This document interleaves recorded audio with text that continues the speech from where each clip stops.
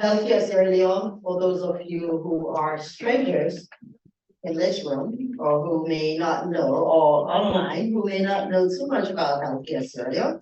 Healthcare Sierra Leone is a group of passionate medical professionals. They're very passionate. Yeah, because you have to have a passion for this kind of thing to be able to volunteer your time and money. They don't have money. They don't have money coming from funders. They're digging deep into their own pockets and getting money to support our less privileged people back home who will need urgent healthcare. Simple thing as CPR. And you will hear stories today about mishaps that just a simple CPR, knowledge about giving CPR, what it did to our own chair, who is no longer here with us. So thank you very much, Doug. Thank you, Madam Kamara. Thank you for that. And obviously, as you stated, the volunteers and membership of Healthcare Sierra Leone, to some degree, you think these people are doing God's work, because to leave your family and go to Sierra Leone when you have so much competing events in your life with family and everything else to pay your way, and go and give service to people you don't even know. And obviously, if I could recall, where their chairman passed now, Dr. Lahai Rogers was doing God's work while he passed away with us there in Freetown. And we are grateful to have Mrs. Amy Rogers here with us. She came all the way from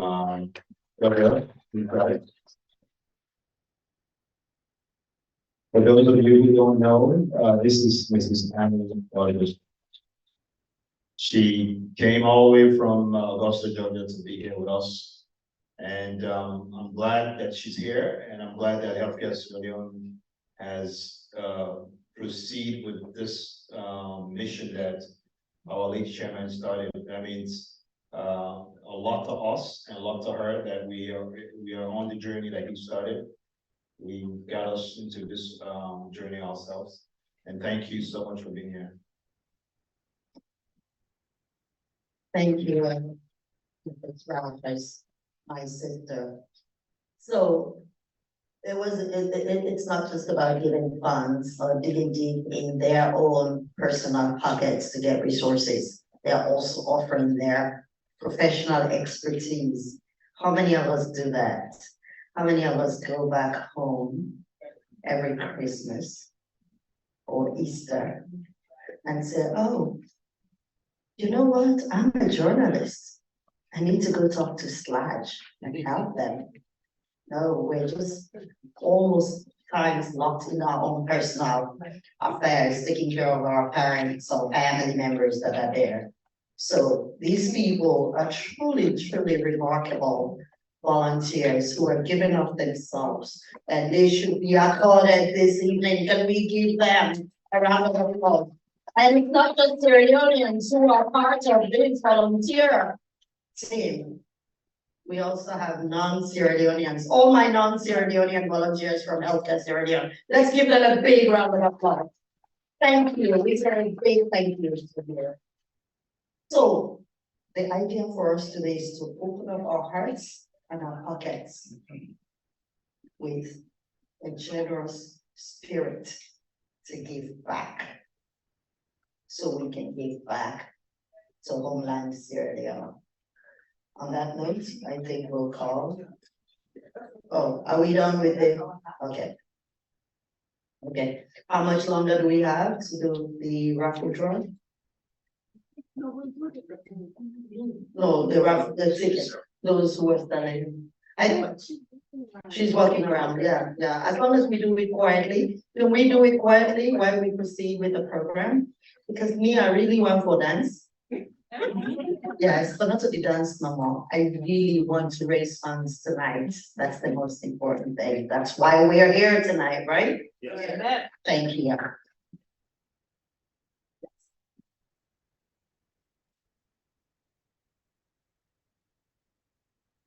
Our next speaker is Dr. Michael Pierre. He's the chairman of Healthcare Australia USA. Dr. Pierre, please come to the podium, sir. Give a warm welcome chair for Dr. Pierre, guys.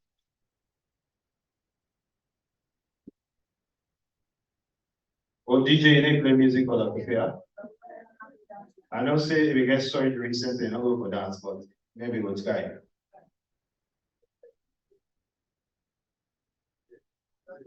Doc, you want dance? Dr. Pierre said not to work in sticky hole. He said not staff. He said only staff. Thank you. Welcome to the. Thank you very much.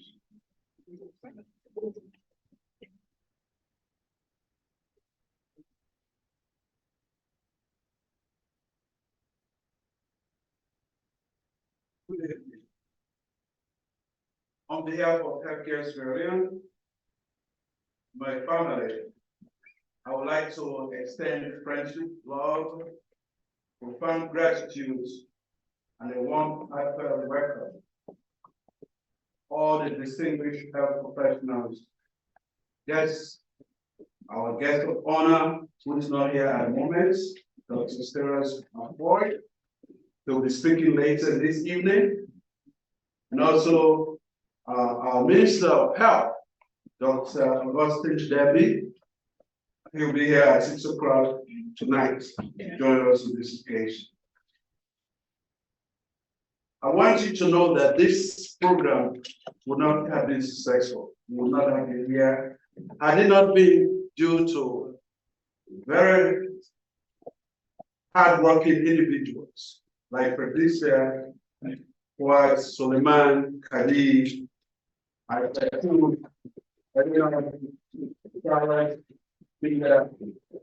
all the members of the planning committee who I cannot name tonight, but they all worked very hard for this event.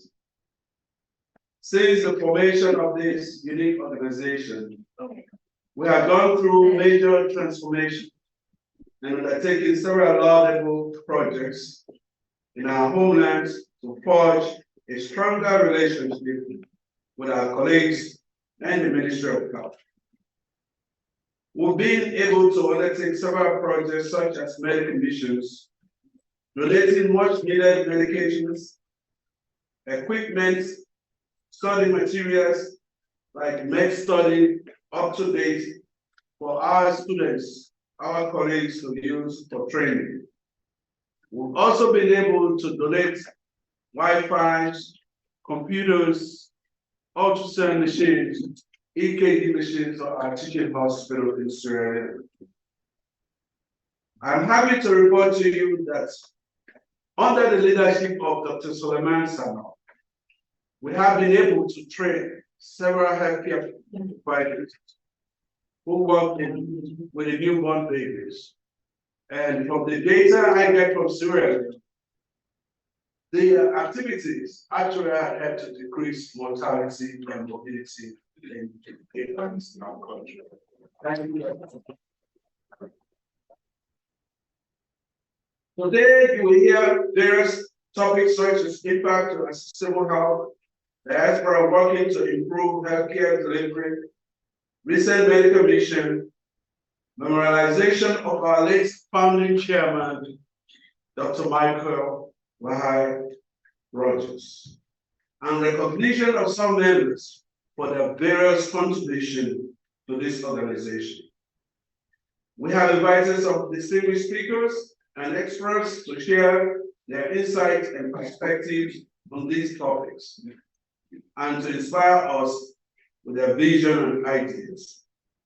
We hope that you will find their presentations informative and encouraging and also engaging, and that you will participate actively in the discussions and workshops that will follow. Ladies and gentlemen, this year has been especially difficult for all of us as we face many unprecedented crises, like just coming out of the COVID pandemic, the loss of our dear chairman, Dr. Michael Rogers, and also the devastating catastrophic accident which I went through while with this medical mission. I was hospitalized, but in rehab for 9 weeks. I never knew I was able to walk anymore. Thank you, prayers for these men. I'm able to walk. With an assistant. You know, when I went for my first visit to my doctor, they asked me, why don't you walk with a walking stick? With a cane. I said, to use a cane, you must be a loser.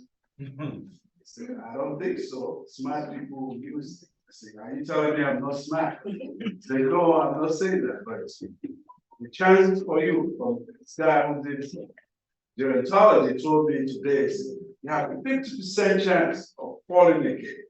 And you don't want to fall. That's why I'm working with the kids. Thank you for your advice. We are here today to honor you and thank you for your dedications, my friends, and services. You are the heroes of our time, and we are proud of you. We are also here to reflect on what we have learned from our healthcare system for the future. We have seen the importance of collaboration, innovation, and communication in responding to global health emergencies. We have also seen that and witnessed in our system in Sierra Leone and the need for more resources, support, and equity. Your continued support and servant leadership for our collective ways of doing things is always appreciated. In a world that is constantly evolving, one thing that remains constant is the unwavering commitment and dedications of healthcare professionals like yourself. Your tireless efforts, compassion, and expertise have been a beacon of hope for countless individuals and families in times of illnesses and stress.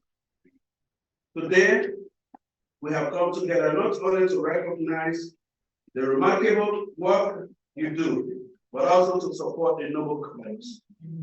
This fundraising event is a testament to our collective belief in the power of giving, the power of community, the power of healthcare. As we gather here, it is important to remember that healthcare is not only a profession, it is a calling. It requires selflessness, empathy, and unyielding commitment to the well-being of others. It's a privilege to have individuals like you who carry out this calling with grace and unwavering dedications. The funds we raise today will go towards initiative that empowers healthcare professionals, improving healthcare infrastructure, and provide essential resources to ensure the best possible care for our patients. By contributing to the cause, we are not only supporting those on the front lines, but also enhancing the quality of healthcare for our country, Sierra Leone. I want to express my gratitude sincerely to each and every one of you here today. Participation is a testament to your dedication and to the cause of healthcare and your belief in the importance of working together for the betterment of our country. And before I go ahead, I would like us all to stand up in a minute of silence prayer in remembrance of our beloved chairman, Dr. Rogers, and also to remember the sister-in-law of our dear Madam Tingo.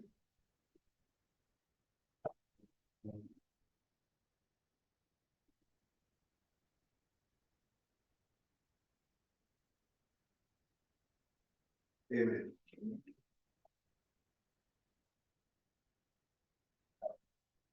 So, my friends, with all these things I have said, we are proposing that these are the things we were ready to do. First, we must continue with what our late chairman had asked us to do. We must replicate our medical missions with some adjustments. We are also proposing to make ourselves known in Sierra Leone by having an office space with personnel, because we cannot be this great and we are not visible in the country. We also would like to adopt a hospital, a clinic, or even build a center of excellence. God willing. How do we provide funds for these things? Simple. One of the things, we are working actively with Madam Timbo, who by her activities made us to have over $300,000 of medication.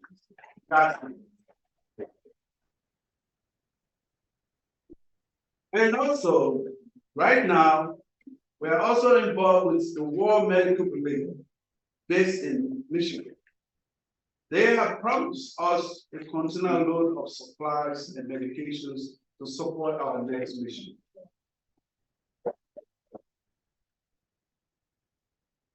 I was fortunate to get Pastor Israel on the phone when I was lobbying this. I tried to call members, but everybody was against it. But Pastor Israel, I think she's always sitting down by her phone. Waiting for you. Thank you very much.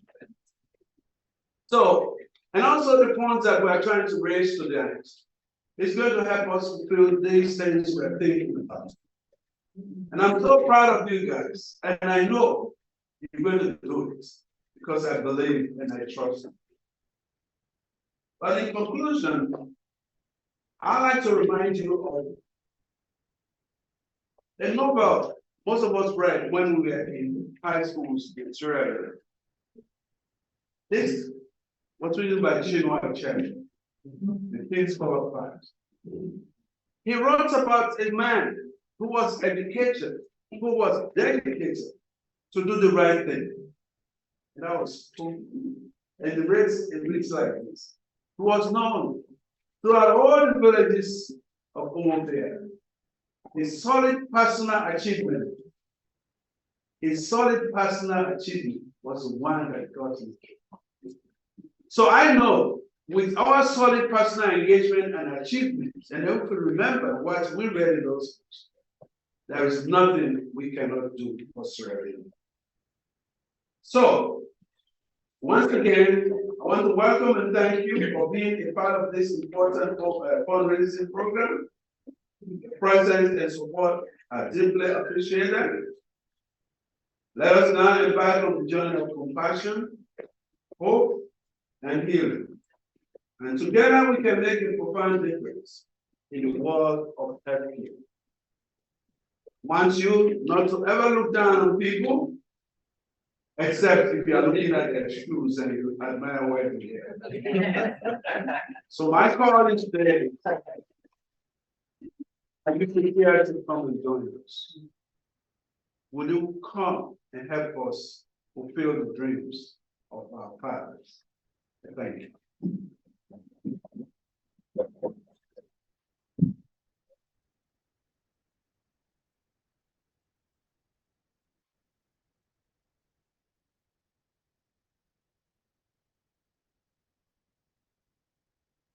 Thank you, Dr. Pierre.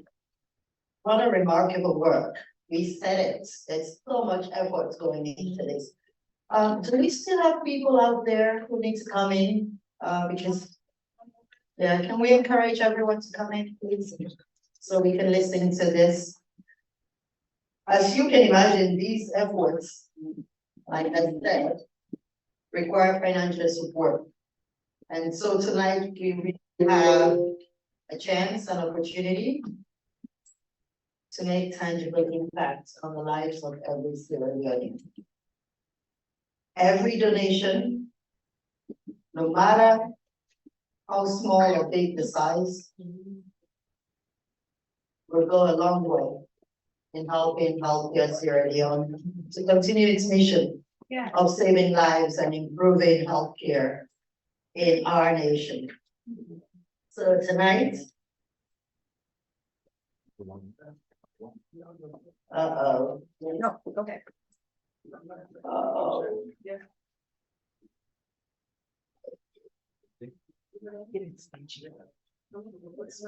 Shit.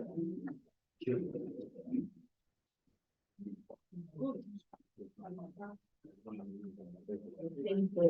wants to mess up our No. speaker, but we will not let that happen, not tonight. Thank you. Do you need chair? Our reflexes are really good.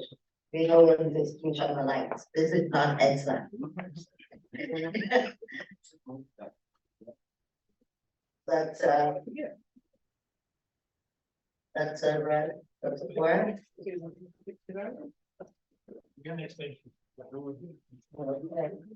So.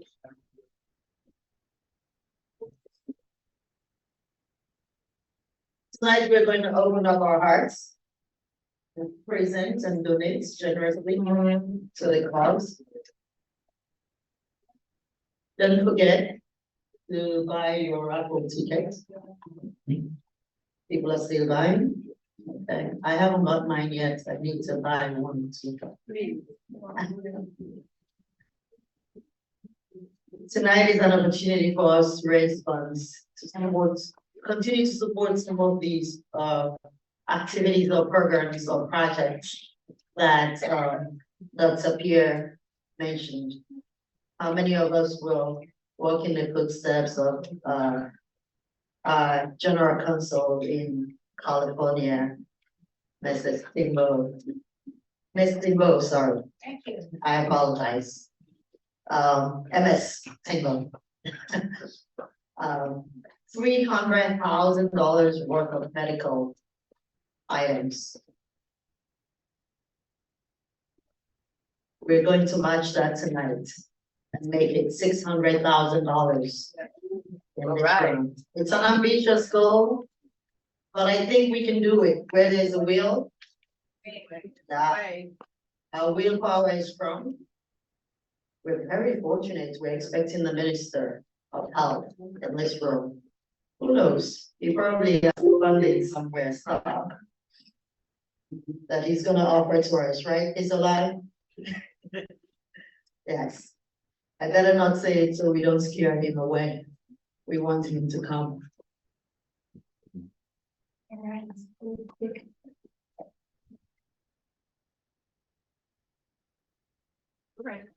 right. So our next speaker for tonight is my own brother or nephew. Nephew, okay. It's okay. My sister in the background said he's my nephew.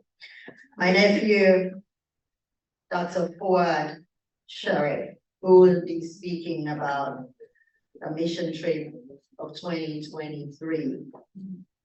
Goals of their mission, impact of the diaspora working to improve healthcare delivery in Sierra Leone. Dr. Ford, please. Thank you. Thank you, Josephine, and again, thank you everyone for being here. Pastor Israel, thank you for next slide, please. So some of the highlights of our presentations is just the goal of healthcare, Sierra Leone's mission in Sierra Leone, and the second one is just the impact of diaspora working to improve the healthcare delivery system in Sierra Leone. So obviously the goal of our medical mission and most medical missions really is always to educate and about one of the most common non-communicable disease, which is cardiovascular disease. And the examples of that are coronary disease, hypertension, heart disease. And so it was really important for us to focus on that for some of the chronic illnesses, and these are some of the biggest killer anywhere in the world. And obviously for some of the cardiovascular disease, hypertension being one of the leading cause of some of these issues there. Um, the some of what we wanted to do obviously is healthcare certainly wants to partner with the ministry, so we could be the conduit for some of the missions that are held within the country, so we're not having so much overlap of resources and missions within the country. Overall, the impact of diaspora working to improve healthcare delivery system in Sierra Leone. The key obviously is the knowledge exchange with this Sierra Leone's professionals in Sierra Leone. I mean, I can recall in our last mission, Dr. Sanos, the stuff him and Dr. Pastor Israel are doing with helping baby breathe. I mean, I saw probably over 30 new graduates, nurses who were been taught with some of the basic resuscitations or with the babies, because one of the biggest problems in the first 5 to 10 minutes of a newborn's life is resuscitation. And Dr. Sanal was there to teach some of the doctors, and after some of the nurses there, and there were mannequins there, and at the end, after successful education, they had some of these people had their certificates. I mean, you could see how important that health and baby breathe knowledge exchanges for the doctors as well as the nurses there in country. So this is one of the biggest things that the healthcare the delivery system within the diaspora can impact on Sierra Leone itself. And obviously some of the stuff we do as medical practitioners, nurse practitioners, as well as physicians, working with other medical practitioners on Sierra Leone on the ground about some of the guidelines and goals of the common cardiovascular disease there. We had a lot of knowledge exchange. We were able to learn some of the basics there in respects to the common communicable diseases in Sierra Leone. And we highlighted some of the chronic illness that we want to focus on as well. Number 3, just how can we leverage resources with the public private partnership and address the unmet needs within the healthcare system. I mean, this kind of just addresses some of what individuals within healthcare Sierra Leone are doing within themselves. I know Dr. Tucker has a hospital in Watalo that's adding a lot of value. I just wish that we could have a progressive government that could go in and ask Dr. Tucker, how can we help scale up what you're doing in Lungay? I mean, at Watalo, as well as the work that Dr. Pierre is doing. It'd be nice to see how we can have a system that some of these things that we're doing can be augmented in some form, and stuff we are doing as well. We are involved with stuff, especially the dialysis we're doing with my partners. I have 7 partners that are doing stuff with dialysis. It's a very, very expensive venture, and but there's just so much impact and value, because with dialysis, if you have end-stage renal disease that you need dialysis, and if you cannot afford to have dialysis within a couple of weeks, you're definitely going to pass away. And there are lots of those examples within common dialysis unit. People are just waiting to get dialysis, they cannot afford it. I mean, you can imagine the average cost for dialysis is about 1 million meals per session. And the average salaries for some people is 1 to 2 million meals a month. So if someone is making 1 to 2 million meals a month and they end up needing any of the stuff, is difficult. Most people do dialysis once a week or maybe twice a week. The average should be at least 3 times a week. But you can imagine some people, I recall a guy that was, obviously there's no dialysis in the provinces in McKinney, Cornwall, or Canada, everyone has to come to Freetown. There's a gentleman who was on dialysis, he lived in Bo. So he would come and get dialysis once a week. He feels better. He goes to beyond his village, beyond Bo, and he feels better and does some other traditional things. And when things get really worse, he can tell that he needs to have dialysis. And one time when he came back, it was literally too late for us to kind of help him out to, for him to have his dialysis. It was literally before they could even hook him up, it was too late. He could not make it at all. He had missed dialysis for 3 weeks just because of the cost. He lives in the provinces. The dialysis are only in Freetown. So there are a lot of gaps that private individuals are doing that would be nice to have the government step in and help scale up some of these things that all these individuals are doing.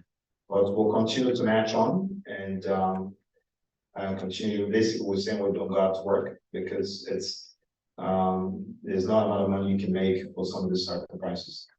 And some people would like to fear and talk. I think they reached their to retirement age where they should be in their villages enjoying palm wine, not doing investments and trying to meet some of the unmet needs of the healthcare system.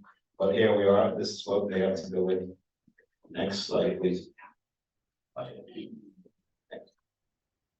Oh, not much slides, so that's really it. I mean, it's not really much to talk about, but this just tells you about some of the focus that we will do, our goals, as well as some of the what Australians in the diaspora in the healthcare sector could do to impact some of the unmet needs within the country. Thank you. Thank you, that's like you wanna ask a question? Right, well, Thank you. furthermore, Or make an observation? Are we Taking notes and we're gonna do it now, the observations right now?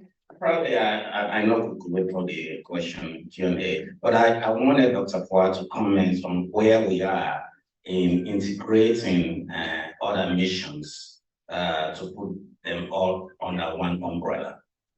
All the missions from here, Right, okay. that's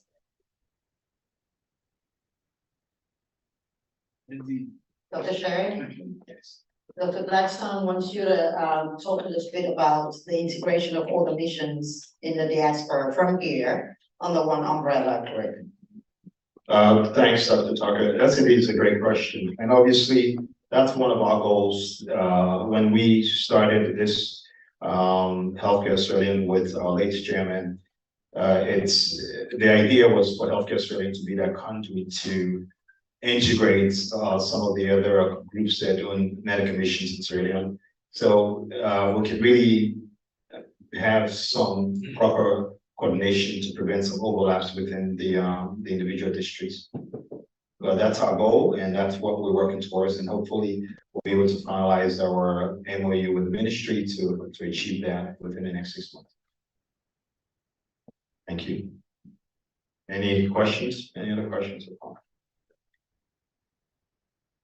Yeah, I was thinking maybe folks can jot down their questions, maybe after this, but this particular observation was very important. Thank you, Dr. Tucker.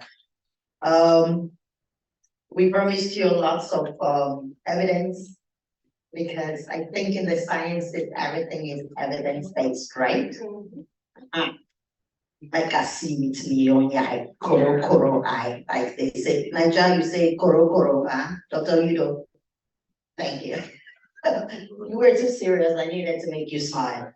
All right, so our next presenter is Dr. Frances Atipo. She's gonna speak on the medical mission, Leone Hospital. Thank you.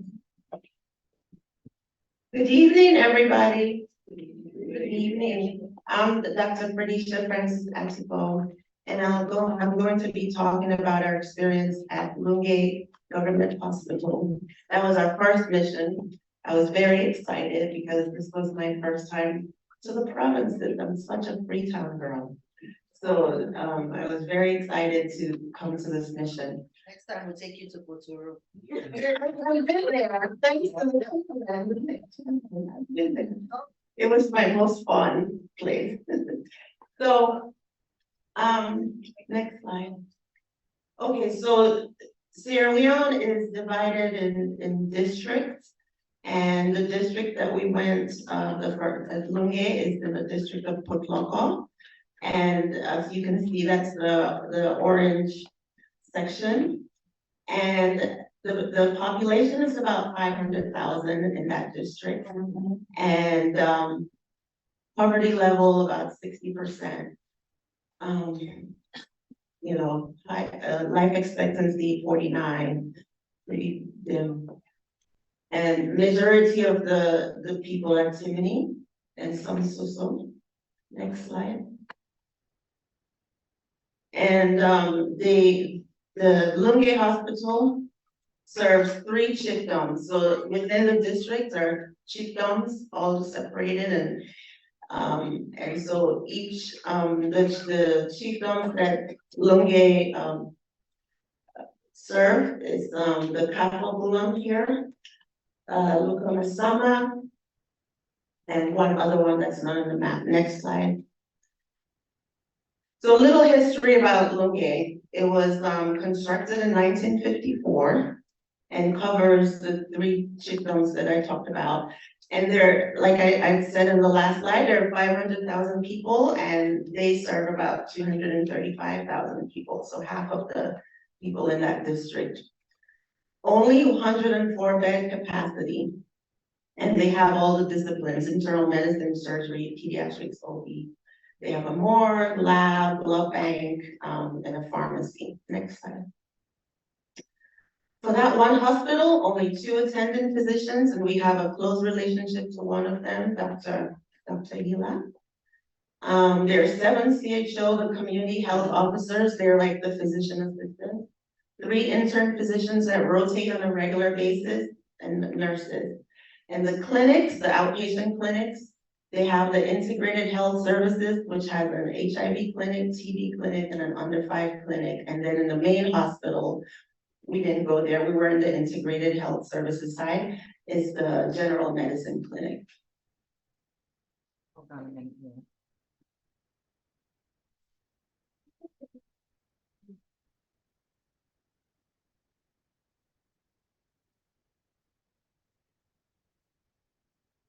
So the experience was very humbling because sometimes in these missions you're excited, you want to help, but it's very different because the way I practice medicine here is not the way they practice medicine, because they have to take into consideration the economic background, the cultural background, and the lack of resources. So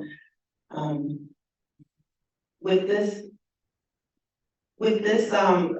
experience, it really humbled me.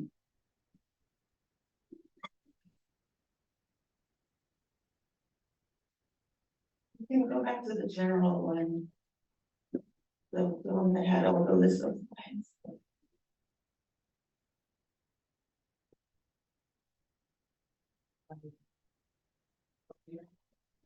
Oh, you can do that one, that's fine, I'm sorry. Okay. So basically, like Dr. Fouad said, we went there basically to address cardiovascular disease. And so there's a diabetes and hypertension initiative there, where we're trying to get people, patients to come and get treated on a regular basis to prevent some of these things like kidney failure, where they can't even afford to do dialysis. So there are 305 patients now in that diabetes and hypertension clinic, and they get medications such as amlodipine, nifedipine, lisinopril, and enalapril, all for blood pressure, and for diabetes, Dianyl and metformin. And this is for free, and we also participate on a regular basis and with sending medications for that clinic. Next slide. Sorry, we're having a little technical difficulty here. Okay, so like I was saying, it was a really humbling experience because sometimes the patient expects us to cure them, like we're coming from the overseas, and whatever problem it is, we have the answer. So the problems, like I said, there are no x-rays, so patients had to go to Freetown, like somebody who came with cough. I didn't have any x-ray, I had to use medical judgment to treat. No ultrasound, limited things like blood pressure monitors, pulse oximeters, sutures for surgeries. no reliable electricity. This is the hardest one. So they only have electricity a few hours in the evening, and they rely on 2 generators at night for emergency surgeries and labor and delivery. And they have 2 ambulances that are not roadworthy. Next slide. Okay, so I have some pictures of the mission. So here the patients are lining up, that day. I think the first day, 250 patients came, and we had to divide them among all of us. And Dr. Pierre really organized us because there was a triage. We had students that helped us, actually interns, and then us, the providers. Next slide. So here's the triage team working hard. There's Siree and Linda taking history, and Abby Dallo. Next slide. We had the young interns also helping us, and they saw a lot of patients with us. Next slide. And patient interaction. So, you know, it was very involved, and we really worked hard. That day I was very overwhelmed. We couldn't finish seeing all the patients. It was just too much. And the next day they called more people from other towns to come. So 300 people. Next slide. Next slide, just interaction. And they were, okay, so after they gone to triage, they would go to see us, one of the providers. We diagnose and write medications that are available, and they would line up at the pharmacy, and that was overwhelming because it was a long line. Next slide. And very important to collaborate with the staff on the ground, because I have a very funny story. So one of the patients I saw, you know, sounds like she had an ulcer, and she said, "Oh, I don't take that shake medicine," and then it woke. And I said, and I had to rely heavily on Dr. Samba Jallo, who coordinated with us. I said, "Dr. Jallo, what is that?" He said, "It's the capsule, omeprazole." So I learned very fast. What's that? Did you try the shake medicine? So it was very interesting to learn their terminology and their way of looking at things, and it was very humbling because, you know, so like I said, there was one lady who came, she was losing weight, she was malnourished, and she said, "Oh, I don't know what's happening. I'm just losing weight. I don't have any appetite." And I said, "Well, where do I begin? I don't have a lab. I don't have X-ray. And what do I do?" And Samba Jala said, "She's probably RVP." And when he looked, she was already in the clinic and was already enrolled in the program. And you know, it's just sometimes the patients are not forthcoming, so that's why you need to collaborate with the staff there. Next slide. So everyone really worked hard. There's been and Dr. Pierre was addressing the patients in the pharmacy that were waiting long. Say, "Do you all want patients with me?" Next slide. Just a lot of education. There's Dr. Rogers. May he rest in peace. He was talking with a patient. Next slide. Dr. Tucker. Next slide. And you look very relaxed. And there is the team. It's a good picture. And we did have time to enjoy Leone. This is Tariq's resort. I think that's my paradise every time I go to Leone.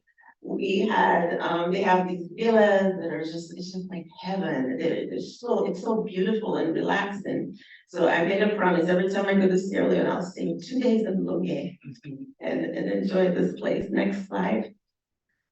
And there we are having a wonderful breakfast. You know, I do weight loss, but that day, that weight loss went out the door. She made cassava with stew and fish, and there I was in the back enjoying it. And the rest of the crew.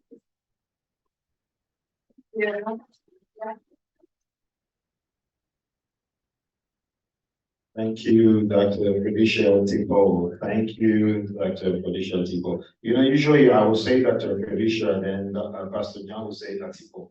So that's the husband over there. I'm used to saying Francis before she got married, and that's what I'm used to, but usually Pastor John will be around me and say, Tipo, Dr. Sherry. So thank you, Dr. Felicia Francis Tipo. Now, the next speaker, it's gonna be, Madam Aisha Timbo, the Sierra Leone General Counsel in California. One of our biggest supporters here, and he came all the way from California to come be with us. Thank you.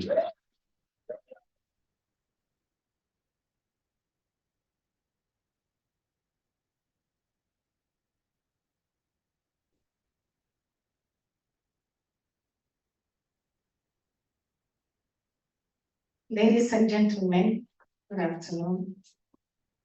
I stand in front of you with renewed sense of pride as I attempt to narrate an involvement with healthcare Sierra Leone from a personal perspective. In December 2022, I found myself on a receiving of a phone call from His Excellency CDQY. It began when His Excellency reached out to me, sharing his vision for a Sierra Leone USA medical mission. He asked me to help in providing medication to support the cause. At first, I must admit, I was hesitant. My schedule was hectic, and I questioned whether I could commit such a venture. However, a few days later, I received another call. This time was the chairman of Healthcare Sierra Leone.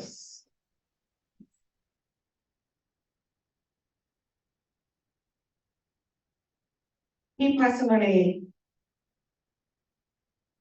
told me about the mission, his desire to make a difference and need the medication to achieve their goals. His words resonate with me. Stop me when I'm crying. I decided to try my best to help. Dr. Rogers and I established a connection, a bridge between our worlds, maintained through countless phone calls, conversations. Together, we embarked on a journey to secure a 40-foot container, a staggering 25,000 tons of medication destined to Sierra Leone as our departure date approaches. I considered stepping back from the mission as my responsibility in Los Angeles were demanding. I expressed my reservation to Dr. Rogers, hoping for an easy exit.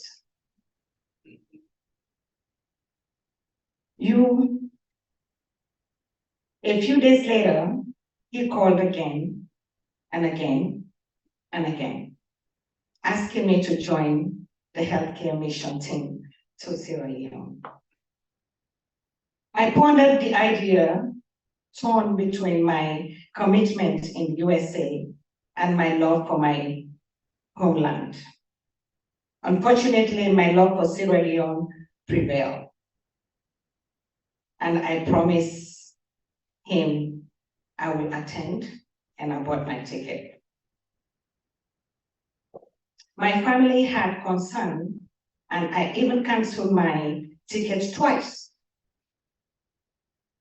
at a point.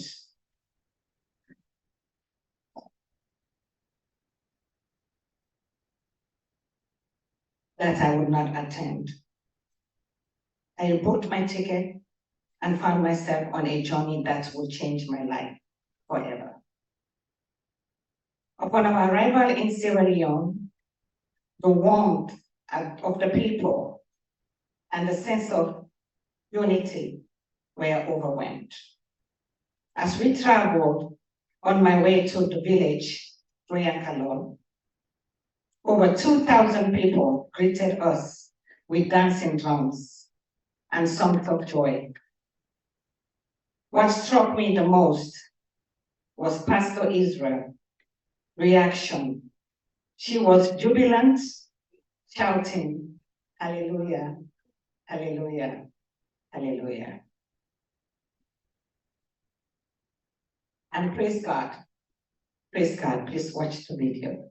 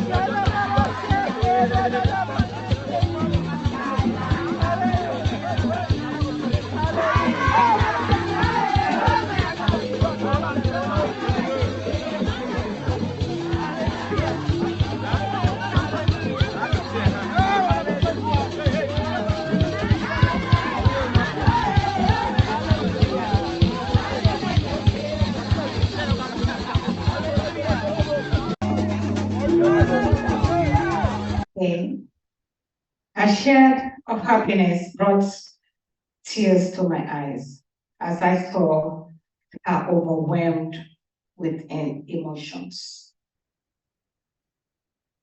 People at Royal Kalong appreciated the entire medical team, as evidenced by facial expression, their body languages, and jubilation, hospitality, and the love they bestow upon us. These young doctors from Freetown and Miss Pinda Chende, sorry, a nurse practitioner from Leone, who joined the team at Royal Kalong, formed a melting pot where we treated patients together as a family, ate together, and stayed in the same room and the same village. She treated me like her own in my own town. She made my water in the morning to wash. She said, "Isatou, your water is ready, your bath soap is ready, there's toothpaste there, in my own town, in my own village." I said, "Where does this lady come from? Who she thinks she is?" I mean, she was pampering me from Lunge to my own town. So at the middle of the night, we couldn't sleep because of the time difference. So I brought some lunch and meat and bread at 2 a.m. She said, "Let's go outside and watch the moon." So we went outside, we opened the lunch and meat, we ate, me and her watched about 2, 3, 4, 5 a.m. in the morning. So I really appreciate you. You're a true sister, you're a true friend.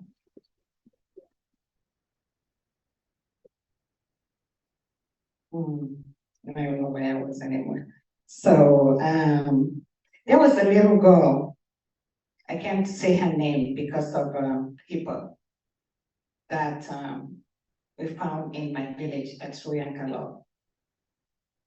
Madam Kadi Balajalo was fortunate to care for this girl and found out that she has elephantitis. And this was horrible. It was all over her body. Everywhere you can find this little girl's body is mutilated. She couldn't walk. This has been like 3 months. And Auntie Katie said, this girl needs help. And I didn't even know until I get to Freetown.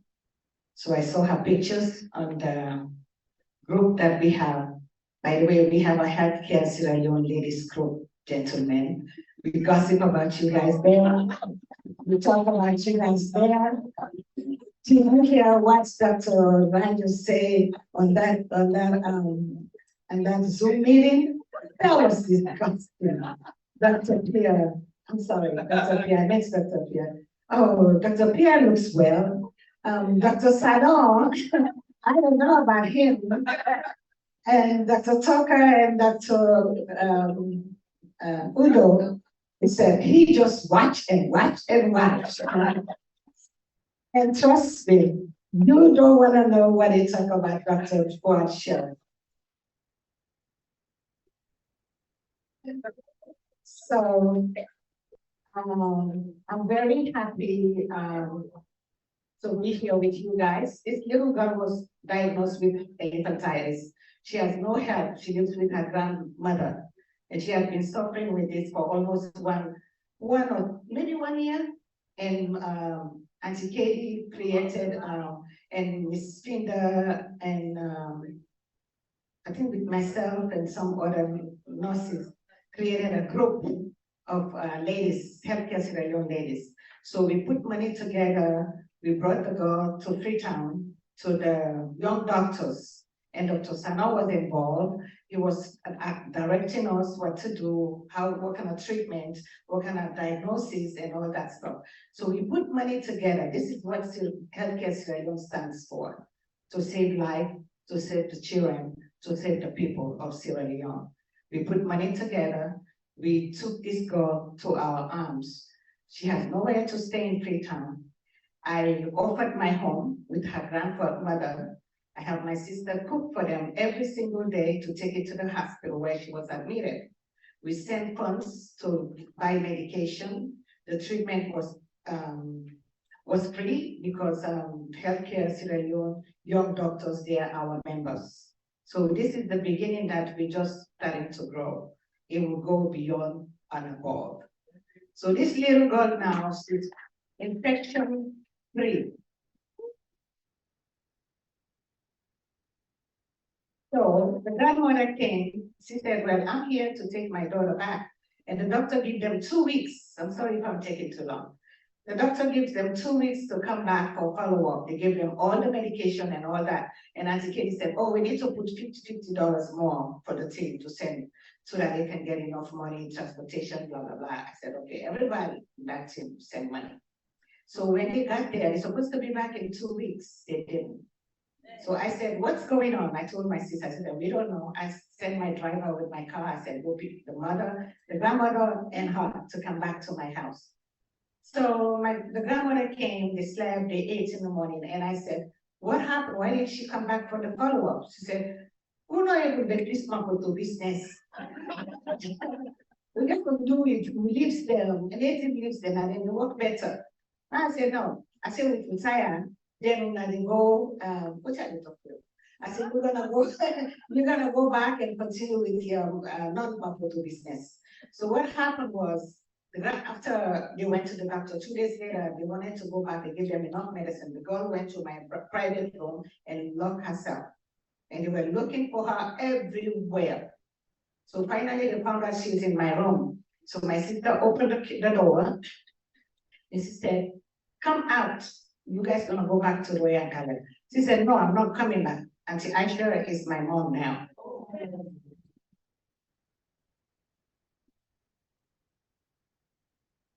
And tears come down my eyes and I was just broken.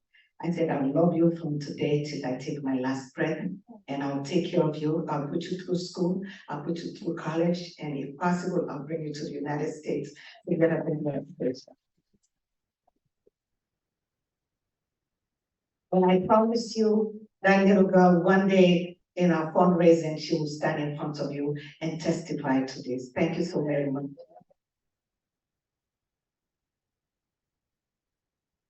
Thank you, guys. Give her a big round of applause.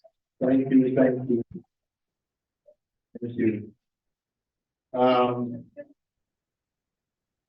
think some people they will not study for knowledge people. That one spoke like It's done, and give our thanks to the Thank you. Thank you. Thank you. Well, I am quite happy to hear that there's a women's group. And the men are not invited to this women's group. You know, as men, we've had a 50-50. We invited them to our group. We don't have any men's group, but interestingly, That's just not every night to go hang out. what? Yeah, it is. What Madam Timbo does not know and Fidel does not know, that we get a mandate inside the mandate. So we need to document that. So we know what's happening in that women's group. We know what's going on there. But thank you for that brilliant presentation there. I mean, you can imagine this young girl, it's a good thing they were able to catch her early. I mean, that disease, elephantiasis, the medical term is filariasis, which affects the lymphatic system. So mosquito is a roundworm that the mosquitoes will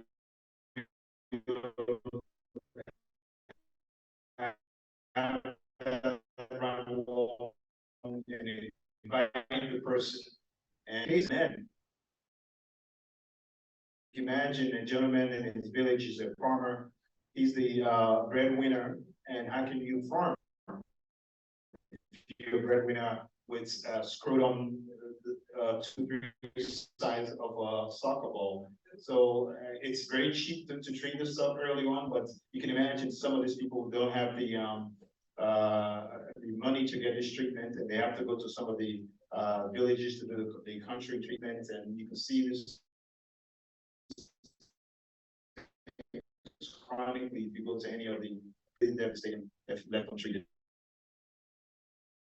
Next speaker, Madam Fida Kamachende. Oh, you're right here? No, we're talking about this. Good evening, everyone. My name is Finda Mani Kaimachende. Mina Kono, Shabro, but also that the Jada raised me, Haja Kadi, so and Busu Bokari. So I ended up going to Pujon growing up. So Pujon is also home for me. My topic today is about Pujon district. Let me just give rough estimate about Pujon. Pujon is about 400,000 people. They have 14 chiefdom. When we went to Pujon, we'll go through the pictures later. Pujon had something most of the other places did not have. They had a primary care pilot program going on when we got there. They already had doctors helping Africa set up primary care where they were treating hypertension and diabetes. And they were doing it in all the chiefdoms in Pujon. So when we got there and set up our sites to work, I think the first day we might have seen under 200 people. The ladies, the people that work in the primary care came out and helped set up with us. Another thing they also found out, most of the people that were not coming to primary care clinic showed up for our clinic. So they were also catching new patients that they've never seen before to add to their primary care group. The group that is working with the primary care had the opportunity of talking to the matron. Do we have a recording? The matron, the voicemail. Don't worry. Okay, I spoke to the matron, who's also my schoolmate. We went to elementary high school together. Doctors supporting Africa in Pujon.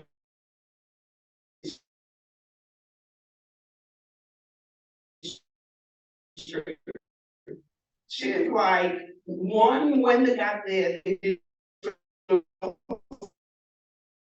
SEH. Then one thing they did also, when the group got into Pujon, they had double digits infant mortality rate.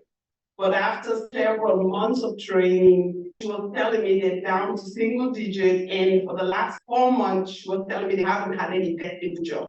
which is solely due to what this group from is doing in training. And I think their goal is to take it all over Sierra Leone, which just happen to be the pilot.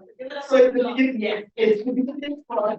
Then another thing the group is also doing, they're teaching lay midwives. What they found out, most of the local midwives don't want to go live in villages that don't have road, don't have public transportation. So what they did was go in all these villages and say, who's your smart person in this town that will stay in this village?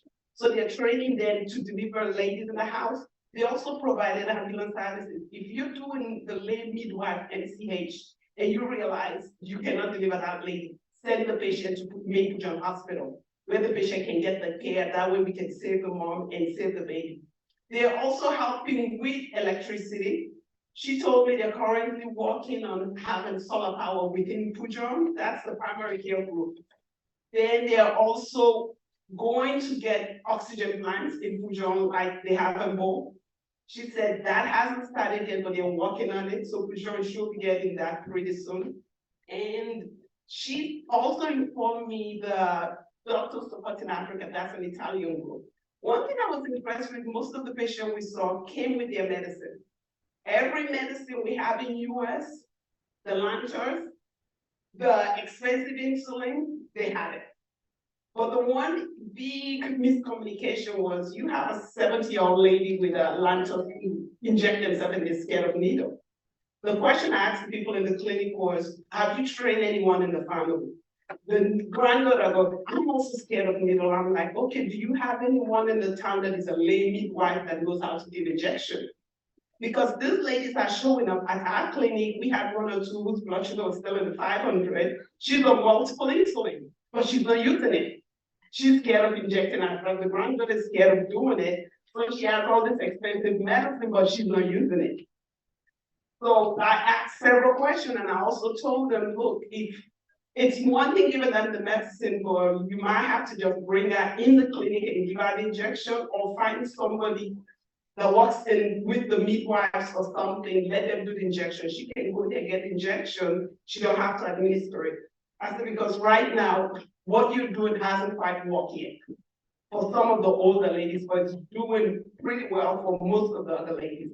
So hopefully when everything is completed, we'll take the program all over Freetown. We're looking forward to it. That way, when we go to every district, we'll just work with the team that is already doing primary care and just support them. Now we can look at the pictures from Pujon. I think this was, when we got there, we set up clinics, we set up triage. Dr. Fredisha Atipo was in the pharmacy with, I think, one of our pharmacists, Dr. Ba, and another new guy that came that day from Kabbalah. He's also a medical student. I think he's also Dr. Mohammed, I don't remember his name.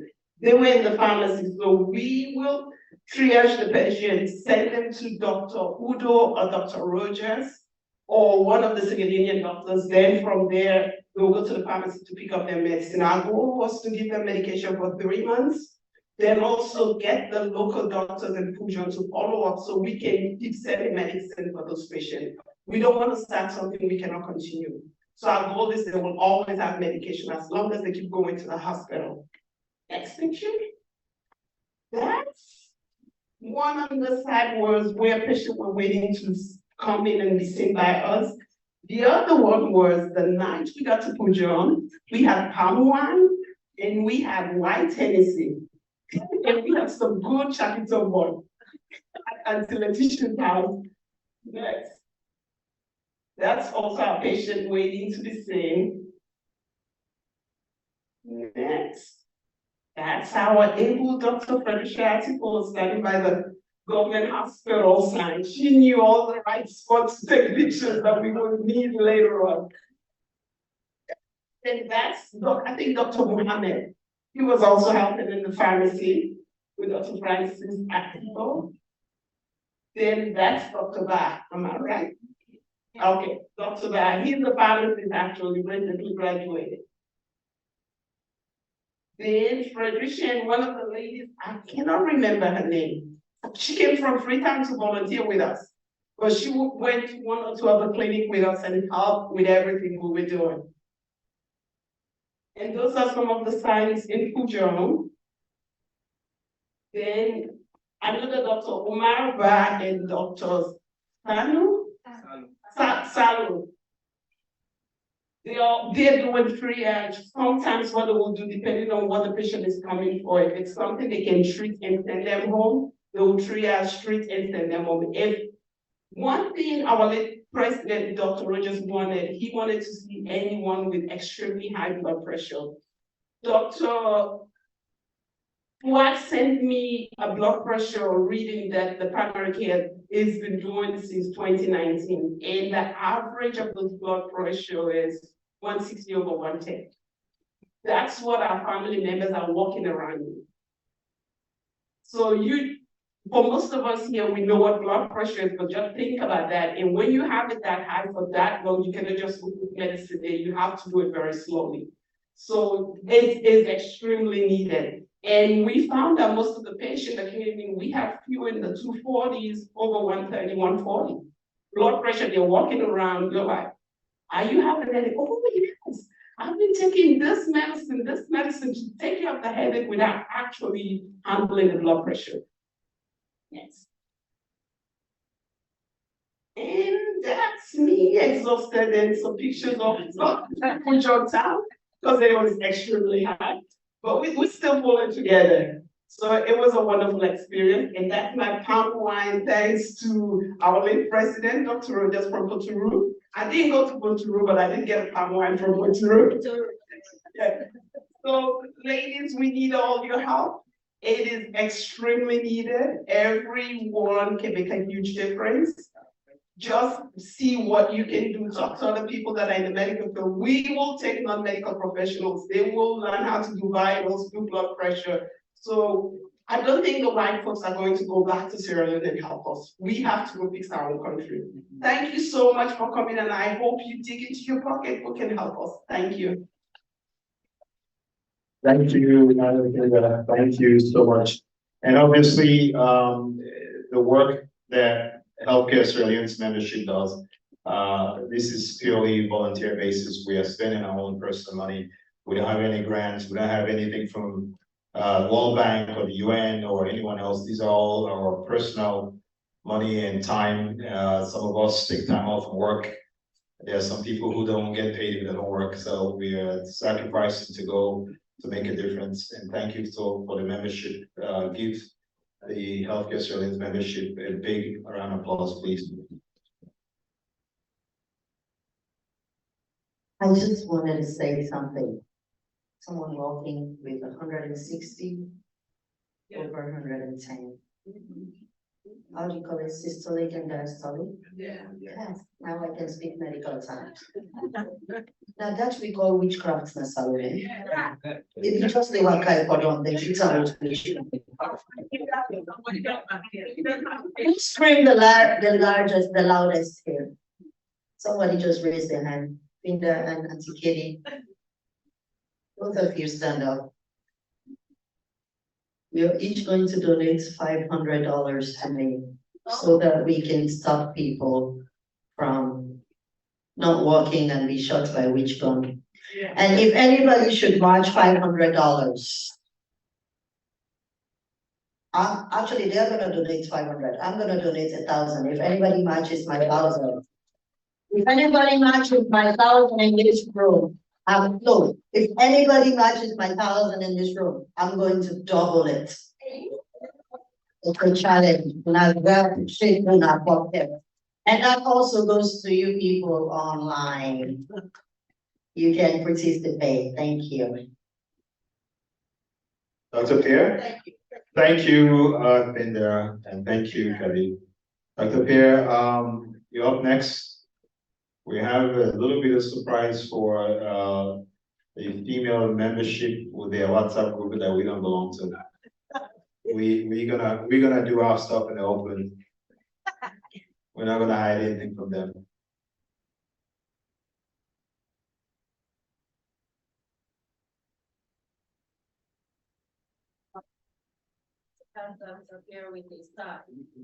Jaman, that's start. They look heavy for you. Ladies and gentlemen, I was with the late chairman the night before he passed. We had time to think a lot, and talk a lot, criticize, we disagree sometimes, we agree sometimes on things.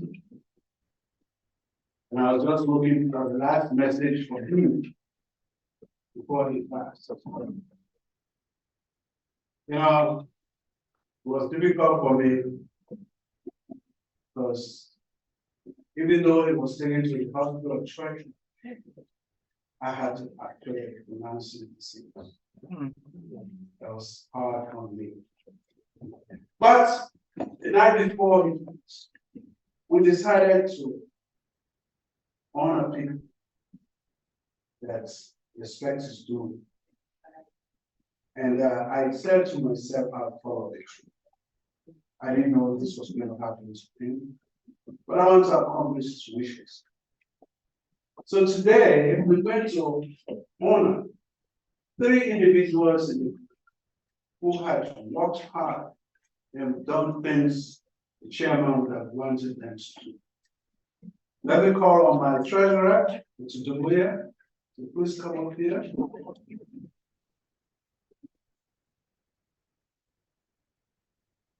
I'd like to call on Dr. Felicia Atipo. Take pictures, please. Take pictures. Dr. Felicia Francis Atipo. For your leadership, and all what you do to make things work. And on behalf of our beloved late chairman and this entire organization, the executive decided to present you that plaque. Please.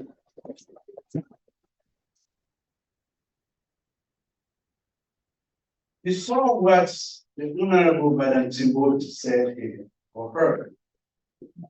Like I call her every day. You know, about 3 hours ahead of us, and I call her when it's 4 o'clock at the time. I said, why they use it? I said, no, when they go back free time, I mean, we want your help. And she's promised me probably she's going to do more than what she did last year. And the chairman told me, we respect this lady who passed on. So, Madam Timbo, can you please come?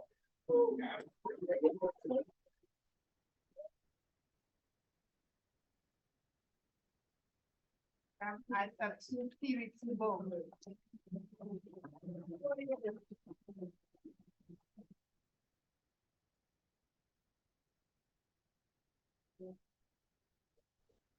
Thank you, I appreciate you. Our reluctant member. Yeah. She came in to help us with medication, and we end up hijacking her to become a member. You want to say something? Thank you. This brings tears to my eyes. I promise you, Mr. Chairman, Dr. Pierre, Vice Chair, Dr. Fletcher, I will be here till I'm 80.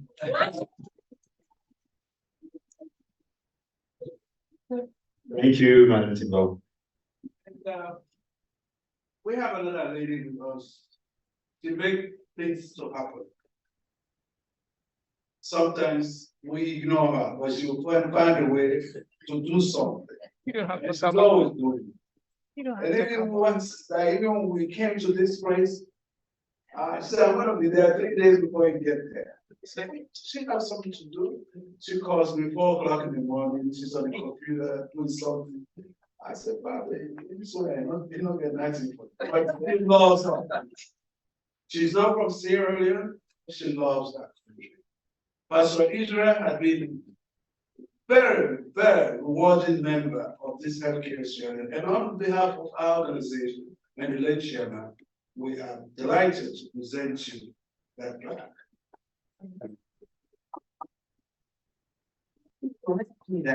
My DNA says that I am from Sierra Leone. I traced it, my people, my DNA goes back to the 1700s. So that directly impacts the fact that it was part of the transatlantic, okay, slave trade. And so I tell my ancestors that I am back to do what you couldn't do, and I want to represent my ancestors with my people in Sierra Leone. So thank you, this is such an honor. And such an honor, and as I said, Dr. Tucker is the reason. If I do anything wrong, you can blame him, he's the one that. Okay, but Dr. Rogers was such of a support as all of you, and so thank you so much for your help. Thank you. Thank you so much, Pastor Leone. And now Dr. Scano has kidnapped you. Thanks very much. Thank you, Chairman Pierre, thank you so much. Ladies and gentlemen, the purpose of our meeting here today is obviously fundraise, the money we raise during this event. 100% of that money go towards our next medical mission, which will be January of next year, possibly the second or third week of January next year, from January 15th to the 25th, I believe. So for those of you who have, would love to ask you your generous gifts to see how much money you could donate. There is a donation information on the bottom here for Zelle on the bottom, and as well as Cash App, as well as PayPal. So if you want to give money now, please go ahead. If you want to, Josephine, you want to add anything else to this? Well, I was just gonna be forceful. The fact that the instruments that are here to support healthcare Sierra Leone, right? We definitely don't want any witch gun for cooperate. So if we wanna avoid witch gun, those of us online, we can also support. If you're walking around with a 240 systolic 110, 150 diastolic, which gun is bound to happen any minute. So, like I said, we started off with Madame Kali and Madame Finda, who have already. And I really like this whole concept of not just pledging, because in this day and age, it's very hard for us to go around and pick up checks or call people. So I just volunteered those people, and already I've received a check of $500. Well, Madam Finda, Nani Kamachende, let's give her a round of applause. And while I'm at that table, I might as well continue with that table. Actually, let me do table by table. One person has donated here. So she's already saved you, but that doesn't mean I won't come back. Any, mini, miny, mo? Oh, there you go. Someone's already donating? No, I just want to say something. This table here is my family. Whatever they donate, I'm gonna present it to you guys. No, don't worry about me matching. I know what I'm gonna match. Okay, so I'm gonna be here to present what it is. Okay. Thank you very much. So I'm gonna call that table Timbo. No, I'm gonna call that table Timbo. They're hanging heads. They're brainstorming. So yeah, Timbo, we cannot match you guys. That's the problem. So just name. I'm not going to stand here and confess that I'm going to match you or double you, because I know you beat me and walk me on the ground. Dr. Dumbuya, I'm going to seek your, Angela, yes, I'm going to, since you're our treasurer, finance point of contact, I'm going to just let you take a piece of paper and pen and write down donations, no pledges. Donation. If you remember when we were saying, even if it's a little something. $50, $30, it would go a long way. I just, with another organization where they're calling it Project 100, they are educating 100 kids. And all they need is 25 people to give 25, they need 100 people to give $25. $25 will take care of a kid's education in Sierra Leone. So 100 of us are putting together $25 each. So little be it or not. No, this table, we're waiting for something, but. Oh, no, don't worry about it. On behalf of this table. On behalf, no, this table, someone is coming. You see the chair is bent. Yeah. Don't speak on his behalf yet. When he comes, yeah, And on behalf of you. On behalf of this, I will donate $1,000. $1,000. $1,000. Thank you. On behalf of Dr. Pierre. Dr. Pierre. Oh, yeah, sing with Pierre.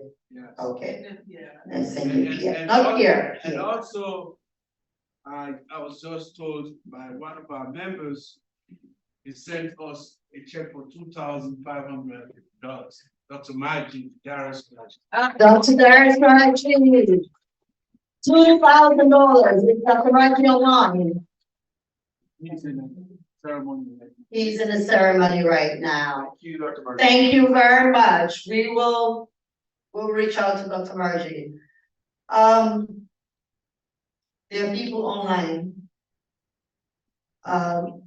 Pastor Israel, do we have the Anyone have questions? finance information? In the chat, in the Zoom chat? Yes. Okay, for those of us in the Zoom chat, if you want to donate, you can Zelle to HCS as in Sam L USA, Healthcare Sierra Leone USA, HCSL USA at gmail.com. You can also cash out. The cash app, let's wait, because I'm not sure if that one is correct. Okay, You know, but pay. USA, correct. Oh, okay, that's a dollar sign. HCSL USA. Dollar sign, yes. It's $. Yes, that's right. So if you see an S in front, it's not an X, it's a $. So the PayPal is the same as the Zelle, the email, hcslUSA@gmail.com.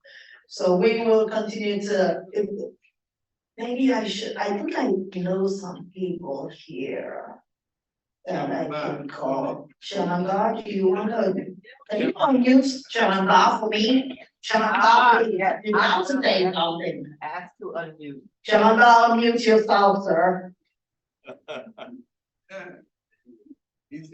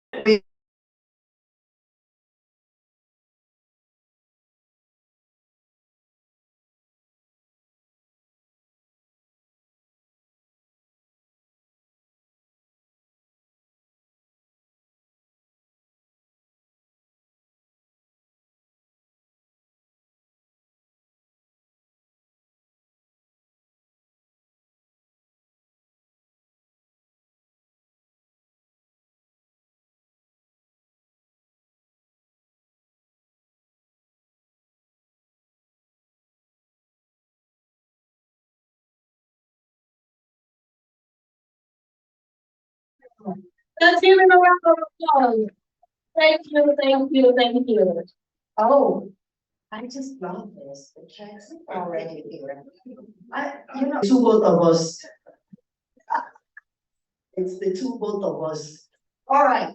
I tell her they know I'm mute. Now you have to speak on their behalf, okay?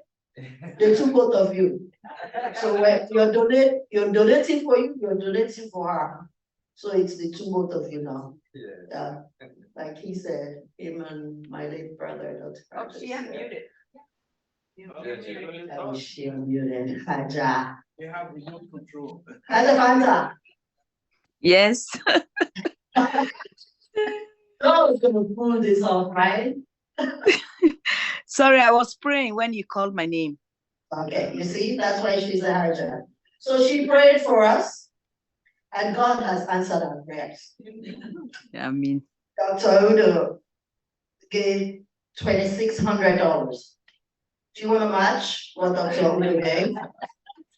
I think God himself said, I mean. So what are you gonna match today, Haja Fanta? you talking to me? My husband is there. He will donate on my behalf. Dr. Sano. I did Sharia law. I did Sharia law. Sharia law gave women a lot of power. So that's why I came to you, because the women, they hold the checkbook. So what are you saying the husband should give? It's all interesting. Once you say it, that's what he's going to give. Bearing in mind, Dr. Udo gave 2600. Any amount. Any amount. No, my mouth said 5. What is 4? My mouth said 5, not 12. I said. Okay. $5,000. Well, since Dr. Odo gave 2,600, we'll give $100 extra and make 2,700. Mashallah. Niger versus small job. No even Sierra Niger versus small job. He said don't withdraw in 26.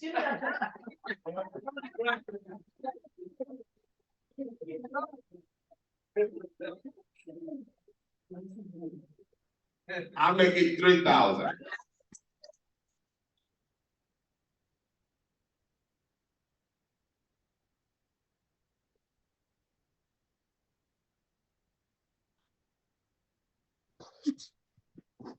Thank you. Oh my goodness. This is the passion I was thinking about when I first started talking as the MC up there. Sierra Leoneans, let's give it up for Puerto Rico. Now it's no longer Nigeria, it's still Puerto Rico. Now, you big push on town, let's see if you can defeat Puerto Rico.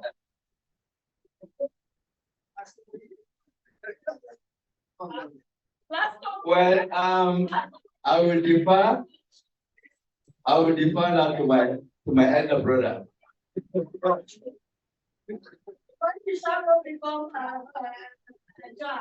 Well, else, no, by mind you, he was my senior in medical school, and besides too, I'm from Bo and Pujong, and Bo shares border with Bond, so so I think I'm extending our relationship.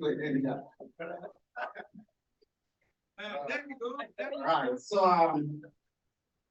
I'm not going to go to match my young associate professor Udo, and I'm not going to.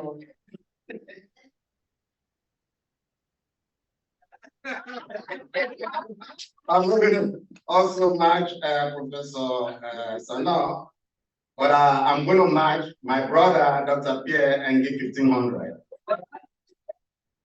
Thank you, 1,500. That man said, that man said he don't retire.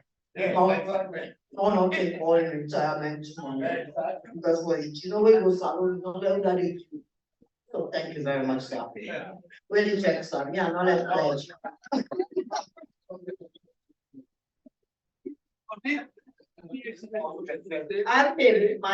My name is Monichuku. Monichuku. Monica. Monica, Who said that? we're taking a break. Online? We'll take a break. We'll take a break for these two. Or should we continue? Do you guys want us to take a break or we'll continue? Okay. Okay. Dr. Pierce? Dr. Sano. Dr. Sano. No, Dr. Tucker already. No, he played. Oh, no, I want the fundraiser. Why do you run away from it? You're next.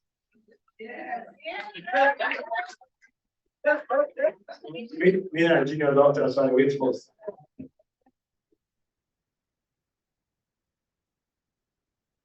Mommy, come on up. C'est pas pour il faut que on est des witches.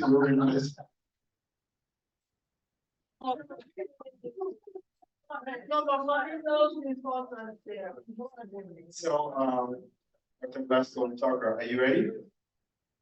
So our next speaker, well, before that, is anyone online have a question, want to donate? Anyone online? Can you guys hear us in there? Oh, my sister Ella is here. Antela, we're waiting for you. Are you ready, Antela?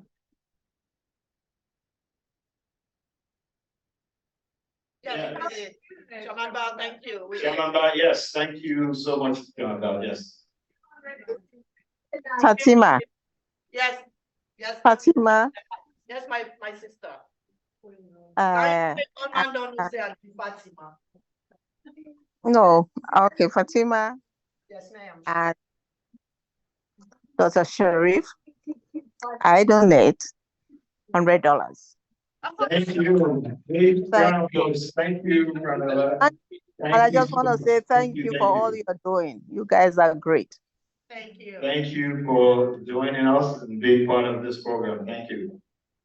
Is anybody else there want to donate or have a question?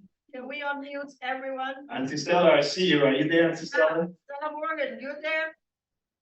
Auntie Stella Morgan, are you there? Brothers iPhone 5, Katrina. Okay, we'll come back to you guys. So our next talk is Dr.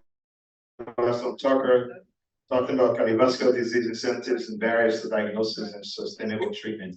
Give a round of applause for Dr. Tucker. Hello? Yeah. Hello? Can you unmute Dr. Hello? So you ask him to unmute. Oh, Hello? okay. Dr. Somebody wants to donate. Yes. Yes. Can you tell us your name? This is Auntie Stella Morgan. Oh, yes, Stella, yeah. Auntie Stella Morgan, good evening. I'm watching. What's going on? We trying to watch your money. What do you want to donate? You're going to do the donation for me and you pay for me. I'll donate $100. $100. Thank you. You can mute everyone so Dr. Tucker can go ahead. Okay. They are all, hold on, they're all muted. I just want to, well, Dr. Monitor was.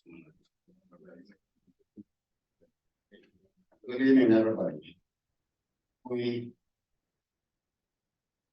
This is a challenging topic. It should be disingenuous of me to try to cover cardiovascular disease in 10-15 minutes. So I'm not going to try to do that.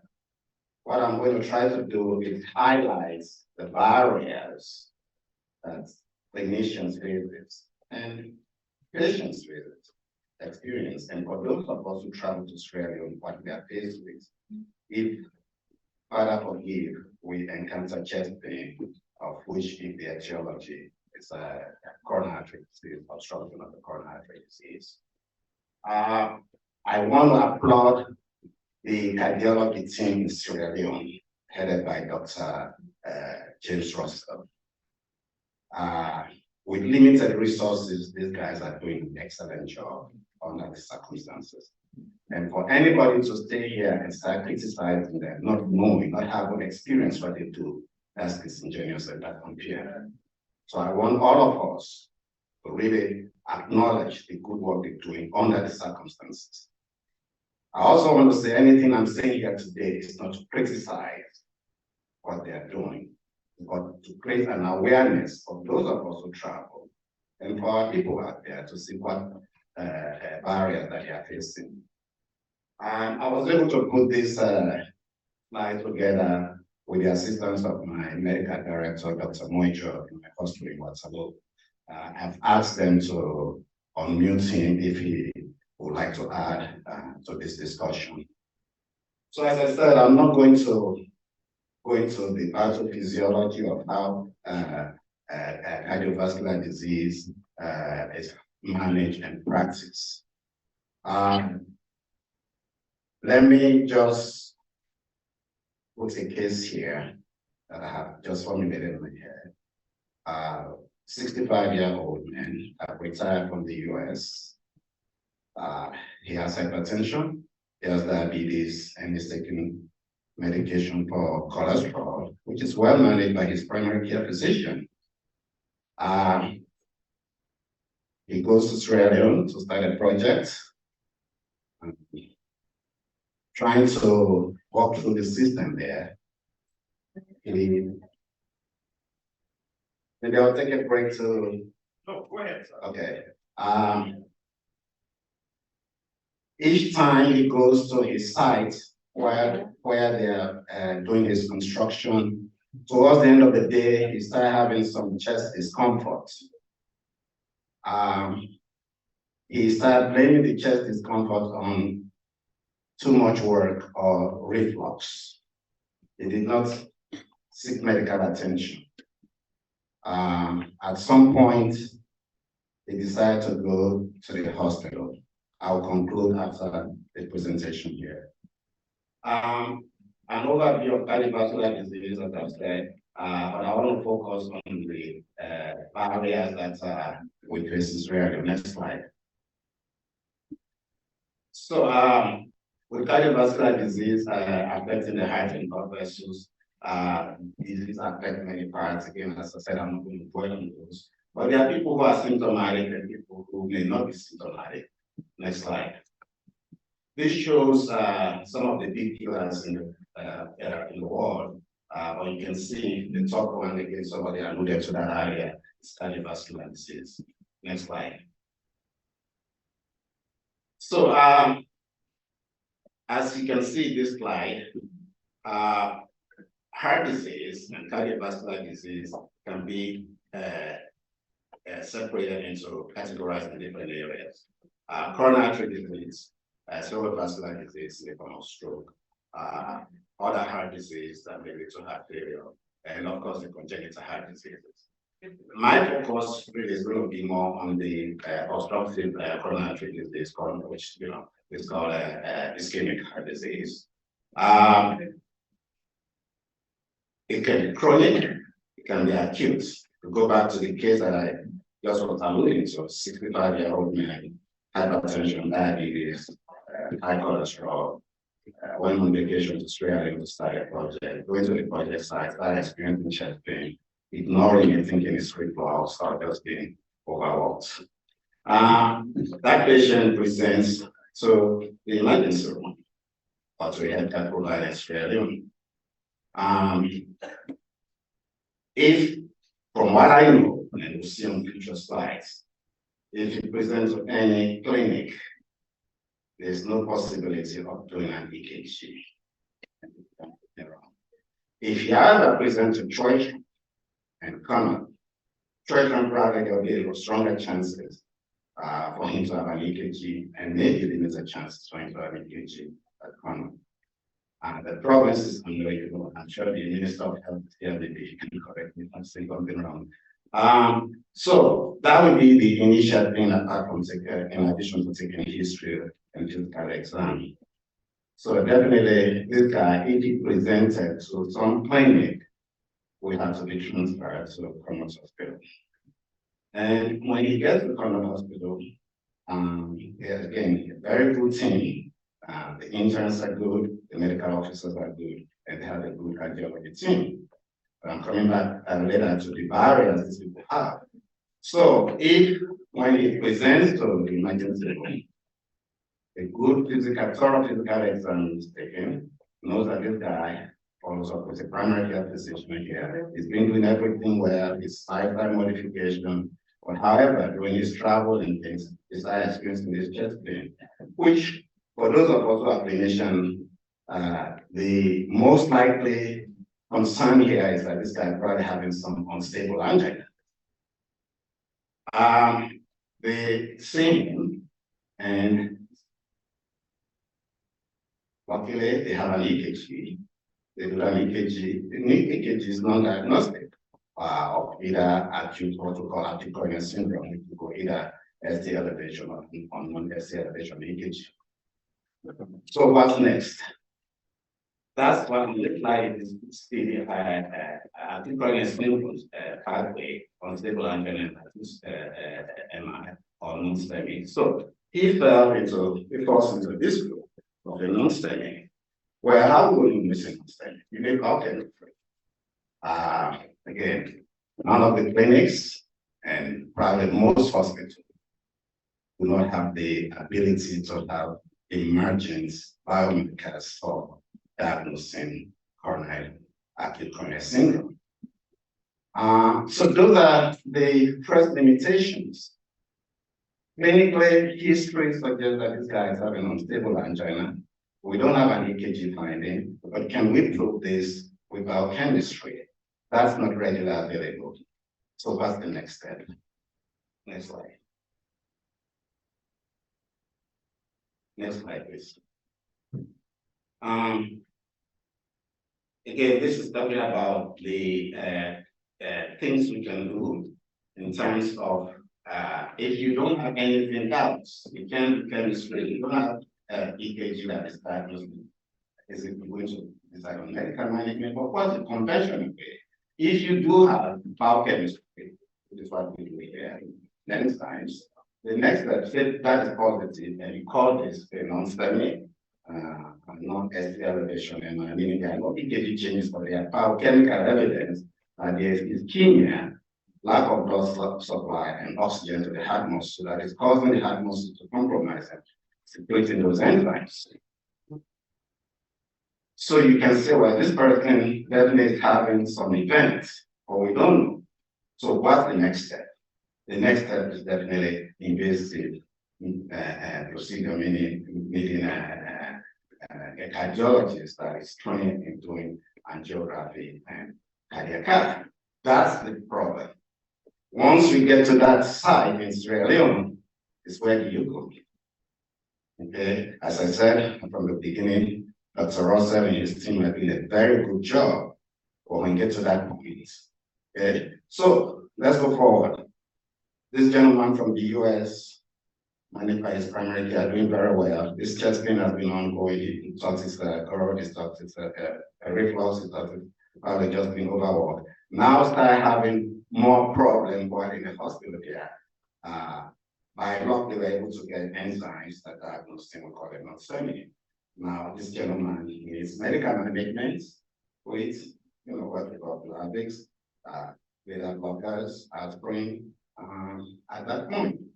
But definitely it's going to be angiography to see whether he has a blockage. That's not available in Australia. You need an interventional cardiologist to do that. Not only that you need an interventional cardiologist, but you need a cardiothoracic surgeon. Because if during the procedure something is done that the patient has to go to repair damages, you need a cardiothoracic surgery. And why do you do angiography? 2 reasons.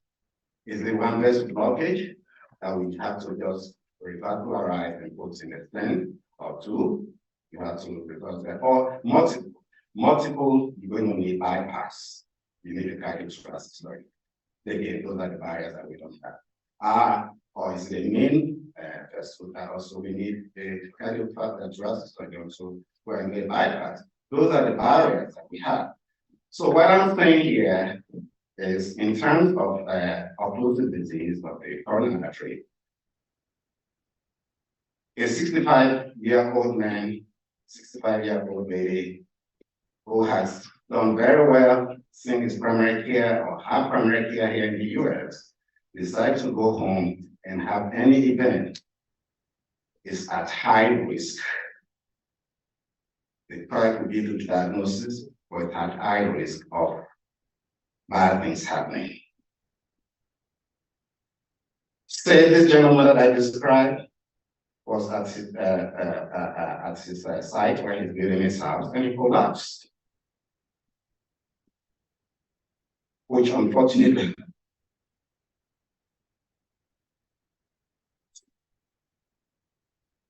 happened to our brother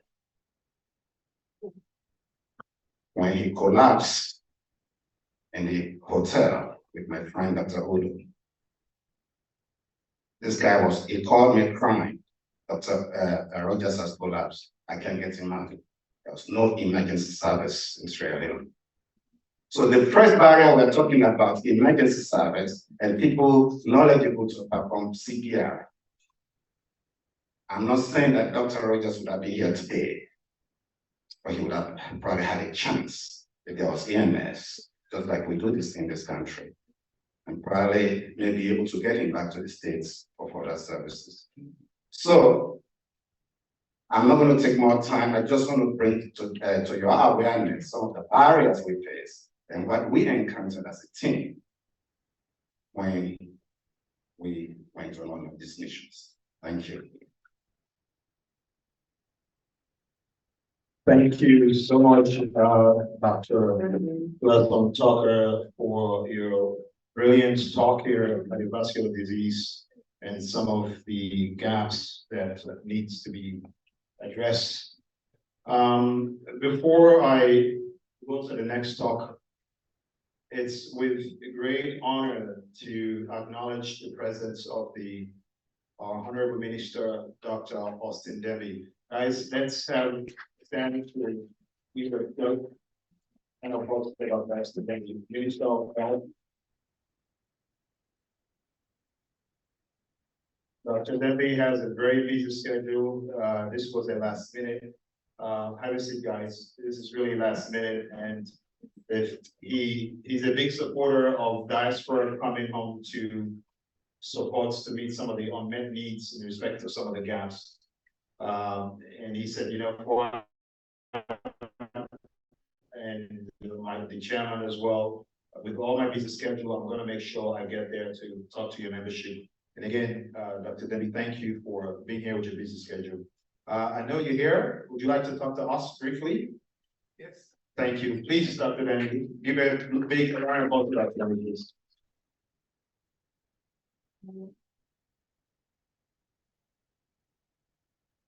Before Dr. Debbie speaks, I would like to open you for limited questions. But we're not going to spend the whole night here. You can write some of the questions that you think we should be addressing, and I can forward it to him. Let's listen to him and hear what he has to say about healthcare delivery system in Sierra Leone. Thank you, sir. Thank you very much. How much time do I have? I wouldn't take 2 minutes, but I'll give you as much as. 2 minutes. No, but I'll give you as much time as you can talk. 20 minutes. 20 would be. No, this is, thank you very, very much. This coming home, I must start on a rather sad note. We're touched, hurt, and very concerned about what happened to our brother and friend, Dr. Rogers. Dr. Rogers went to Sierra Leone, and I urged him, and I urged everybody else to just do their best for Sierra Leone, and to go back to Sierra Leone and not go small, try to go big and make a difference. And he heeded that call and came home and actually rallied one of the biggest teams that we've seen come out of Sierra Leone. He went out and they worked in Lunge, they worked in Makeni, and he insisted that they go work in Pujan as well at his home. We're sad that he had, Dr. Leone was there and everybody was there.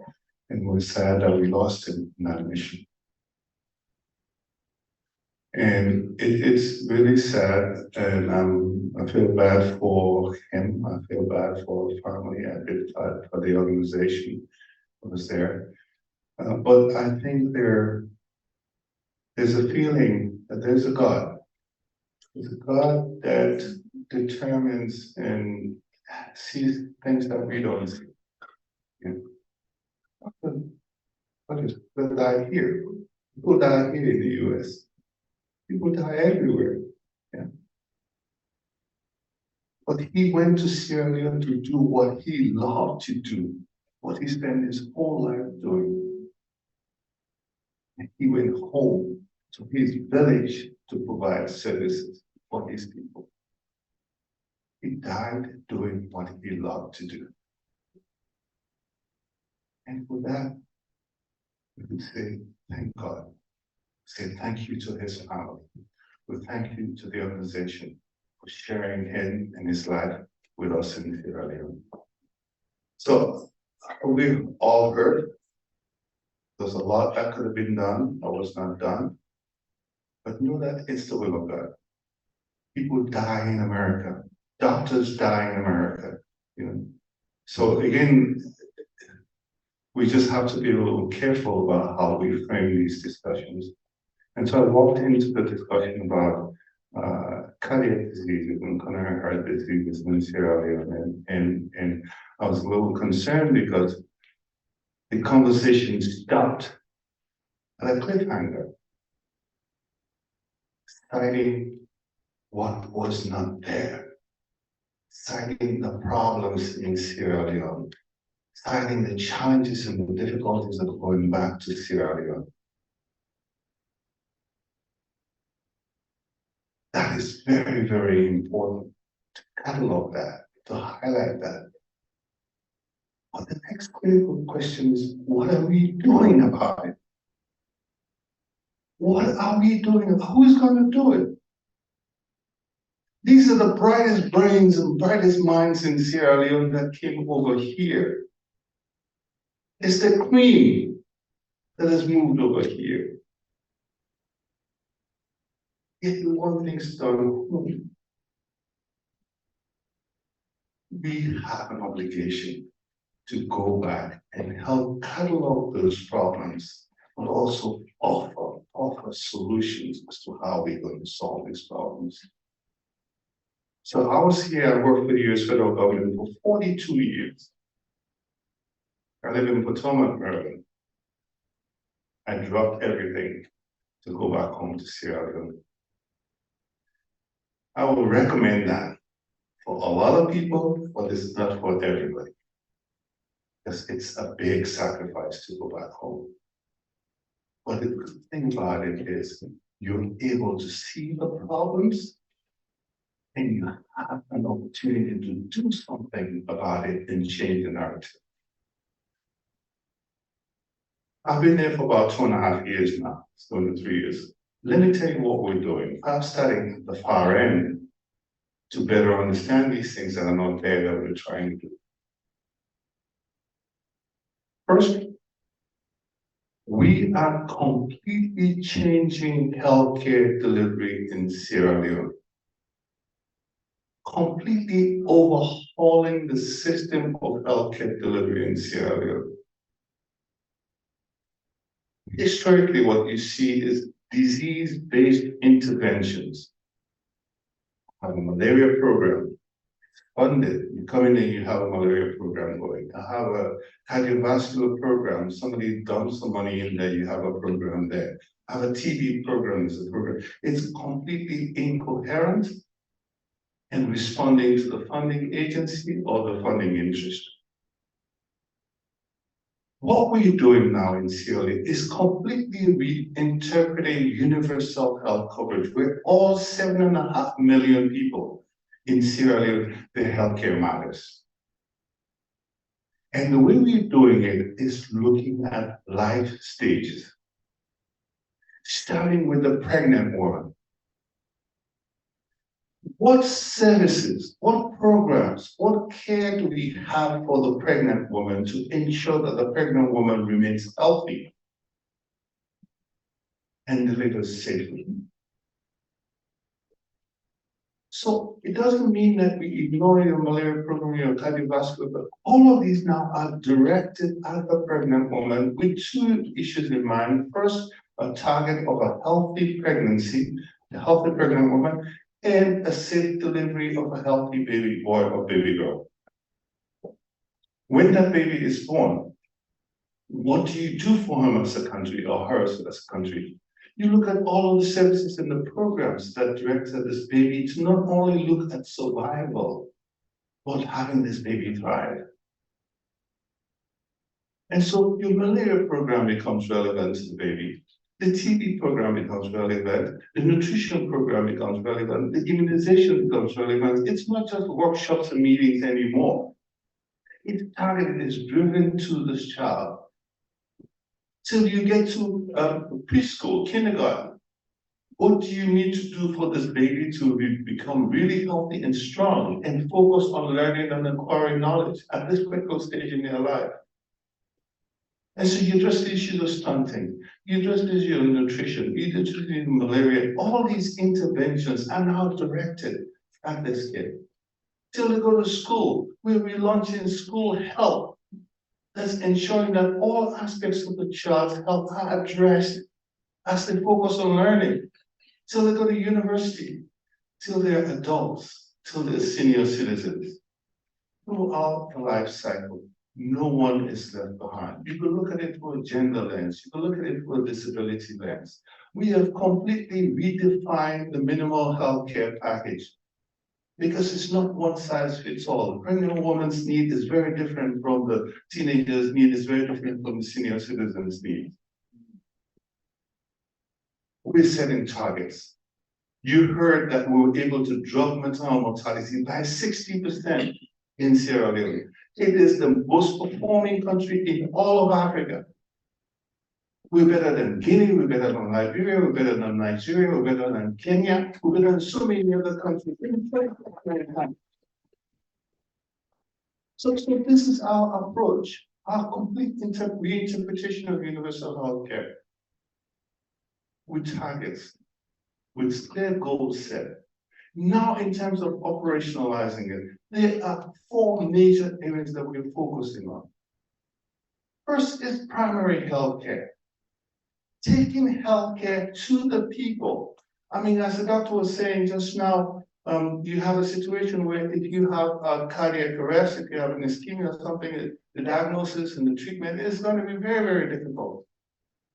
Well, we have a mobile hospital system, hospital on wheels that has just nearly everything that you find in a regular hospital, chemistry, biochemistry, hematology, EKGs, all loaded in a bus, going out to the people. We did about 25,000. It's incredible what you find with these mobile buses as you go out to the people. There are communities where over 20% of them have high blood pressure, where 30% have diabetes. Well, are you going to try to address it there, or are you going to wait for the cardiac arrest? Are you going to wait for the kidney failure in a hospital setting? So we're completely rethinking and rejigging the healthcare system. We're taking it to the people on the platform of primary healthcare. We're rebuilding that. The second thing that we're doing is also looking at the hospital systems. Sierra Leone, by the way, is the top-notch country in the world when it comes to primary health care because Marcella Davis actually read the Declaration of Alma Mater 40-some years ago. So for the past 40 years, we've invested nearly all of our resources in primary health care. Right now in Sierra Leone, you have nearly 1,600 facilities spread out. If you look at the scattergram of the country, 85% of the population have a health facility within a 5-kilometer radius. Our challenge now is how do you bring quality to these facilities? And that quality falls in 4 main dimensions. Physical infrastructure, ensuring there's water, there's electricity, that the place is clean, it's tidy, it's inviting for people to go there. Second, we're also looking at staffing and staffing complement, not only the staffing complement in skill set, but also an attitude that you're looking at service to the people. Third, ensuring that you have the right equipment and supplies in there. Fourth, ensuring that you have the drugs available.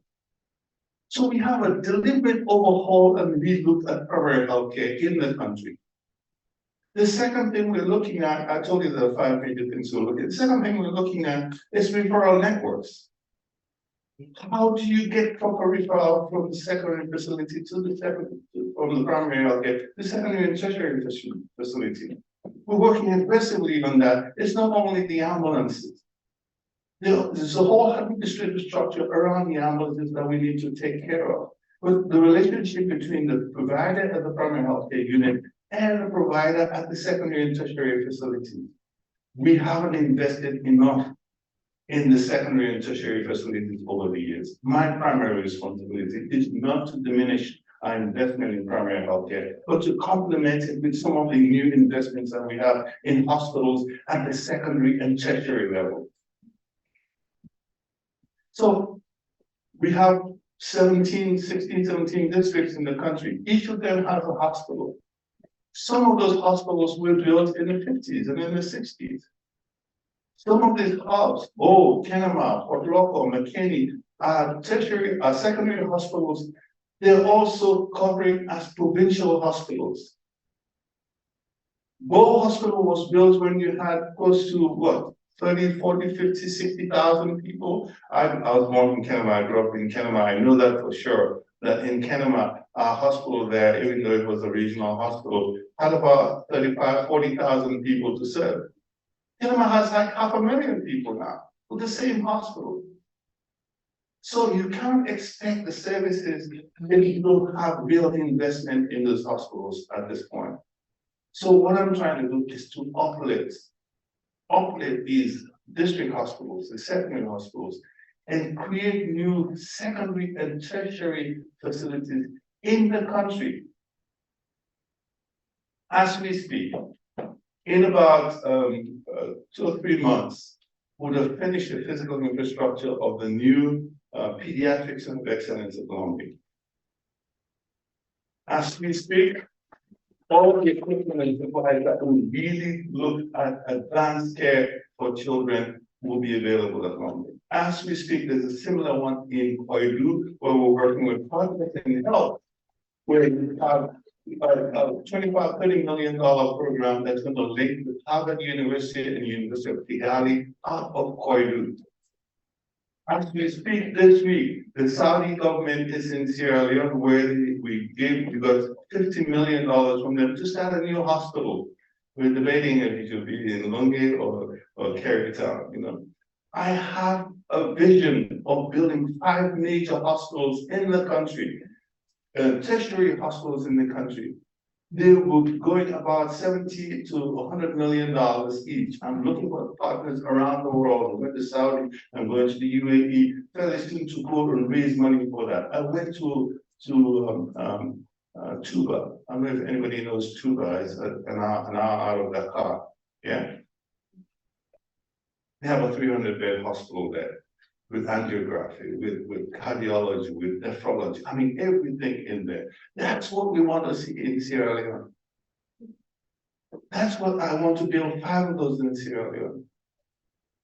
The medical school in Sierra Leone, there's only 1 medical school in Sierra Leone, yeah? Only 1 medical school in Sierra Leone. We need at least 5,000 practicing doctors in the country to meet the needs for 8 million people. 5,000. Guess what? We have 500. And of the 500, 350 are practicing, 150 are administrators. Commerce has trained 1,500 doctors over the last 30 years. 1,000 of them have been lost to the diaspora and to other places. Some of them may be sitting in here today. But the issue here is we have to do 2 things. On the supply side, So what I've done now is I've challenged Professor Uri, who's my predecessor at higher education, said, look, we can do this. If we need 5,000 doctors and you're turning out 50 a year, how long will it take for you to get 5,000? 100 years, provided nobody retires and nobody gets sick. Yeah. So what we've done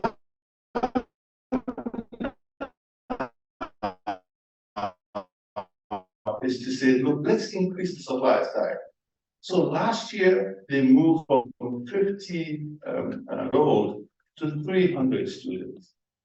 This year, they moved to 400 students. Yes.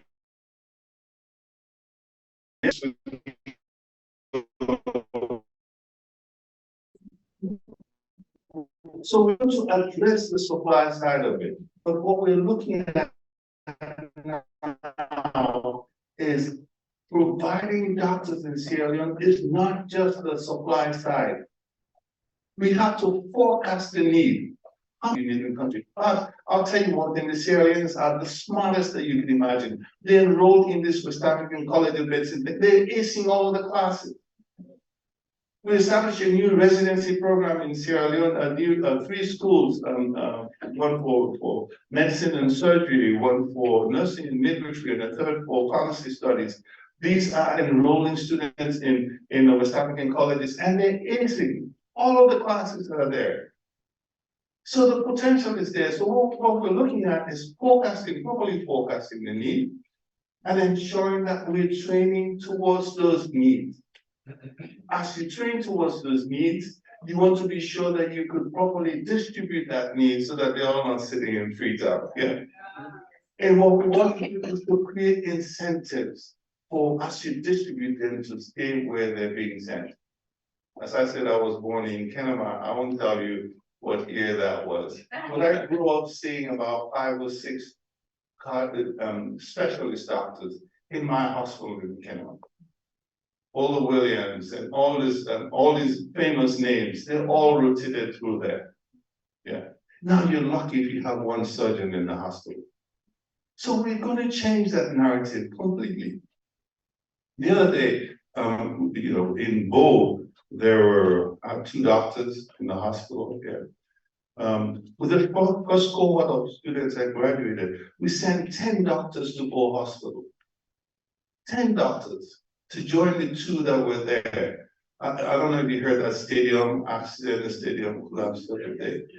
You normally see about 100 patients a day, 150 patients a day. In 1 hour, you had 450 students who were part of the accident. They were rushed to the hospital. Nobody died. They were all managed. So in Bo Hospital now, we have an oxygen factory that's there on campus. We have about 5 major oxygen plants in the country, in Kenema, in McKinney, in Port Loko, in 34, in Peter. We have 11 more coming. So Sierra Leone, everybody is a doctor. And everybody dies and say, no, get oxygen. No, you don't get oxygen. We've taken that off the table. We're producing oxygen on site now. We've got canister cylinders that ensures that even if there's no electricity, there's pressurized oxygen that you could use. We want to be able to move that without the switches. What we're also doing is also opening up opportunities. In Bo, we have a private pharmacy. We changed the system such that private pharmacies could now be established inside the hospital. So instead of going out to the street and buying stuff that you're not sure of the quality, what we've done is engage private sector, including diasporas, to come in there and be a part of the solution. You have stringent rules around what drugs are procured and what the quality of the products are, and there's a price cap on it, but it allows you to be moving from prescription to filling your prescription on site at a reasonable price. So you have these doctors, you have a pharmacy, you have oxygen, you have an incident. It shows how robust the system is. So again, we're working on primary healthcare. It's work in progress. We're working on referral systems. We're also working on secondary and tertiary facilities. We're receiving funding from multiple sources to be able to build some of these facilities. What we're hoping to, I just acquired 500 acres of land halfway between Bo and Kenema. 500 acres, the community donated it, Jembe community donated the land for us. We're going to build a medical city there. So I know that in going to Bo and trying to change the Bo facility is going to be problematic because Bo School is next door, their facilities cover the whole place. The place is all overgrown now. Bo School and CKC, they have something going, but that's something else. But right now, we talk to Bo School. We're going to look at electrification, energy sources for Bo Hospital, Kenema Hospital, Olajiri, PCMH. And for Bo, there is no physical space anymore. So we had to go to Bo School, and last week, Bo School agreed for us to set a solar field as part of their property to be able to supply power to Bo so you have uninterrupted power. So I think what I'm saying is, there's a lot going on in Sierra Leone. There is a lot going on. We're setting up, again, young people. Fatu Conte, she's not here, but Fatu Conte she went there as a neurosurgeon residency program. You know, she came back. She's raising money. She's yelling at anybody and everybody who will listen to her because she wants to open a neurosurgery unit in Connaught Hospital. We've acquired the equipment, we've acquired a lot of supplies, and we're moving there aggressively to ensure that this neurosurgery unit is set up there. The other day, we had a team from Spain and Morocco come and join up about another way they're doing minimally invasive surgery at Connaught. You know, this guy, I mean, a cardiothoracic surgeon was there. They had a completely damaged lung. They had a small incision and took out the whole lung. In 24 hours, this guy was walking around. So that's happening. At Church, you had the same thing. They had laparoscopic surgery going on. So the people, I mean, doing all of this, the residents are flooding the place. The residents are eager to learn. The residents want to be able to be part of the solution. You've got young, dynamic people who are interested, who are ready to learn, who are ready to engage. And what we're looking for is for the diaspora to go out there and not complain. It's not the best situation. But we're looking at you to come in there to help us change this narrative. And you have a very willing and receptive audience there. And one of the most difficult jobs you could have is going to Sierra Leone to do all of this work. But it's also the most rewarding because every day you wake up, you're making a difference in people's lives. Yeah. I am counting on you. I'm really counting on you. And don't underestimate Sierra Leone. Don't underestimate Sierra Leone. All of the specialties, I mean, if you are Sierra Leonean and you're here doing this phenomenal work here, yeah? Just know that there are young people who are capable. Let's give them the chance. Let's give them the opportunity. So I'm asking, you know, I mean, when my biggest goal now, yeah, is to ensure that Connaught once again becomes a real tertiary hospital. I'm working to ensure that Olajiri, as we have this new pediatric center of excellence, that you're able to consolidate some of the gains of Olajiri, but also open this new vista. One of the things that we're working on is to ensure that all of these major hospitals in Freetown have a network of services that you're able to manage. Yeah. And we're looking at what do we do up in the provinces. Things are changing. Things are really, really changing. But these things change if you believe in it. These changes occur if you're willing to invest in it. Yeah. I don't want you to go out there and say these people are so poor, they can't do anything, you know. Or just give them one stethoscope and you give them whatever analysis machine and stuff like that, you know. That is good. But what these people are looking for is for you, with all of the experience, to put them on your shoulder to see what's possible. The other day, I think last year, I was sitting there and the German ambassador came in with at the American Embassy for the July party, and the German ambassador came, oh, went to Gambia, you know, yeah, the people are very good. I saw this person, he was digging a well, he's really nice, he's working hard for his family. I love these people, you know, I'm really encouraged to do that.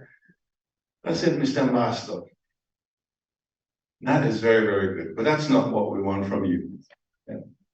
We don't want you to tell us what we should be doing.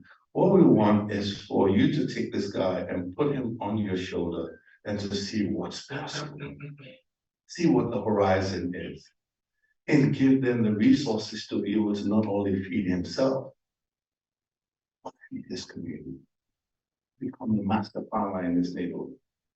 So let's not have sympathy and whatever for our people. Let's go in there with an attitude that we could change this. With an attitude that we are going to work with you to change the narrative. Wait a minute, if it doesn't happen, if you don't do it, who's going to do it? Yes, a couple of weeks ago, Uganda, again, one of the things that I want to talk to my diaspora colleagues about, I consider myself still a diaspora here, but one of the things I look at what your colleagues are doing.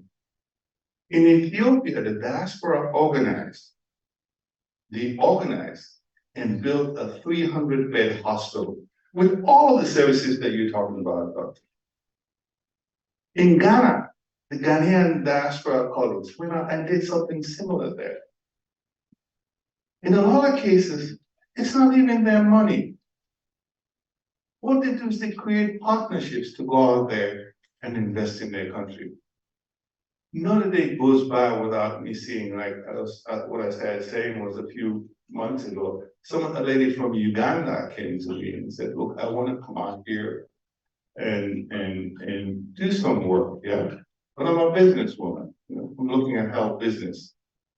What I want to be able to do is to build, I think it was a 300-bed hospital by the beach. But I'm also raising money to have a 1,000-bed hotel linked to it. And I want to do it at Lungi, around the beachfront area. You can't say no to her. You cannot say no to her because she is bringing, it's not her money, but she's talked to the Brits, to the Germans, to the UAE, to the network of friends to come in and invest in healthcare that we could be beneficiaries of. So what I'm asking you to think of is not just what your pocket can afford. As diasporans, open your wings, bring other people together. You could only do so much. But if you attract others, you're able to bring a big enough portfolio to actually make a difference. Other people, healthcare is charity, healthcare is good work, healthcare is support, healthcare is also business. We have 3 clear approaches to this. The government is doing its best in terms of healthcare delivery, but that is safety net for everybody. It's healthcare for everybody. So we cannot afford these top-of-the-line things for everybody. We have to start and get the basics right. At the same time, there are opportunities for people to have services for the middle class. They're paying $2,000 or $3,000 to get on the plane to go to Nairobi or to get to Accra, to get to India for services that could easily be taken care of.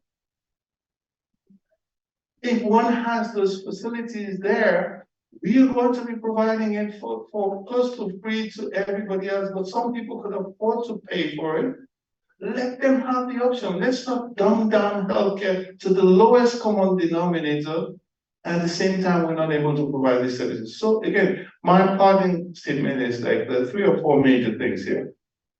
We want the diaspora to be actively engaged in medical missions, because these are really, really important to make a difference. They reduce the burden and the load on government. You take the services to the farthest reaches of the country.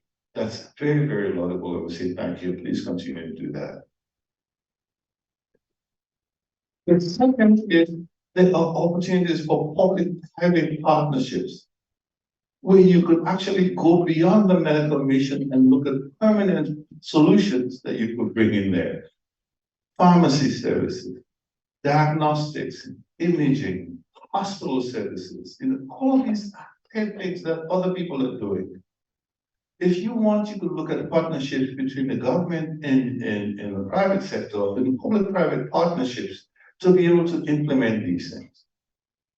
A third area is pure private investment. Get your friends, get your family, get others that are interested in this, bring them to Sierra Leone, and we will work with you. There's an emerging middle class that's able to pay for services. We have an insurance scheme that we're building that should be launched early next year. That's be looking at pooling risk. And by pooling risk, you're able to cover some of the costs that a tax catastrophic will lead somebody to be bankrupt. So think about it. Medical missions. Think about public-private partnerships. Think about pure private sector investments. And believe in yourself and believe in your country. I'll tell you, some of the things that we're doing right now are the envy of the continent. This approach that I'm telling you about patient-centered care, in looking at the life stages approach, WHO is thinking of adopting it. They're asking, other countries are asking, how do they get involved in something like this? So things are happening, and we want you to be proud of your country. We want you to invest in your country. We want you to believe in your country. In spite of all of the hardships, nobody's gonna fix the hardship if you are not a part of that solution. No. We should not limit ourselves. Please don't limit. Again, sorry, I'll send you some slides to see what's happening in Rwanda, see what's happening in Ghana, see what's happening in Ethiopia, see what's happening in Kenya, see what's happening in all of these countries. Don't think that it's impossible for it to happen here. I went to Rwanda in 1999 when I worked for the US government here. We used to give them about $60 million a year for their HIV program. Last week, Rwanda launched the biggest and the largest non-invasive or minimally invasive surgical training center for the whole continent. Yeah. So we've seen them from back there, how they've catapulted themselves. They counted on the diaspora. They work with the diaspora. They work with everybody else. But if we complain that this is not there, they don't get this, they don't get that, they're not ready for this, and who is they? It's all of us. It's all of us. The reason why I stopped this work to go to Sierra Leone, I was advising people around the continent, around the world, on how to build healthcare systems. And they always say, my friend, where are you from? I said, Sierra Leone. And, oh, Sierra Leone, the country with the highest maternal mortality rate in the world. Now they can't say that. Now they can't. So it's a gradual process, but we could get this process sped up with ambitious goals. Don't settle for it's okay. Don't settle for it's okay. But please watch other countries. I mean, unfortunately, I tell everybody that what we're doing is here. I say watch other countries. I really advise you not to watch other countries at all. Yeah. Because what the tendency is to gravitate towards the average. You know, all the averages. Let us set our own goals, our own moral compass to see what we want to do as a country. Okay? And we don't settle for it's okay. It's not okay. It's not okay that we don't have the topmost cardiologist here. A topmost internist here, and we say we don't have that in Sierra Leone. Yeah. The topmost, you go to the UK, you have all these top guys in there. Oh, we don't have it in Sierra Leone. Yeah. We want to change that narrative. Yeah. And we don't want you to stop what you're doing. You can sell that country by still being here.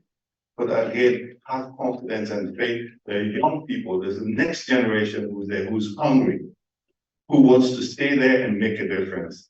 I welcome you to come to Sierra Leone. Thank you so much, Honorable Dr. Austin Debbie, for the time you spent with us. And it was a last minute talk, and you have challenged us to dream big and think big, and we'll continue to think about that and continue to follow those advice. I mean, obviously, there are a lot of great bright spots in Sierra Leone, and I can attest to the video shows quite excited about the 60% reduction in infant mortality reduction in Sierra Leone within the last 18 months. We'll definitely put that on your watch, and thank you for the support you've done with that. Guys, give Honorable Minister a big round of applause, please. We are not going to entertain questions tonight because we have a lot of things to discuss.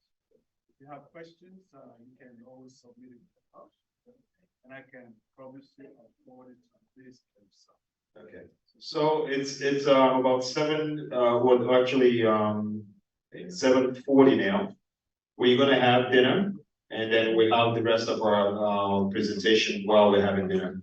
So, Mr. DJ, give us a little bit of music while we're gonna spend the next 15 minutes to have dinner. Actually, as we go for dinner, one of the things I'd like to say, since we're in a fundraising mood or mode, I still want to raise funds, and I want to challenge us. Imagine, when I first came to the United States in 1996, I was told that registered Sierra Leoneans in the Washington, D.C. area alone were 25,000. And I said, okay, Washington, D.C. area alone was 25,000. Think about other states. If every month, each Sierra Leonean would cough up $1 into a basket fund, just $1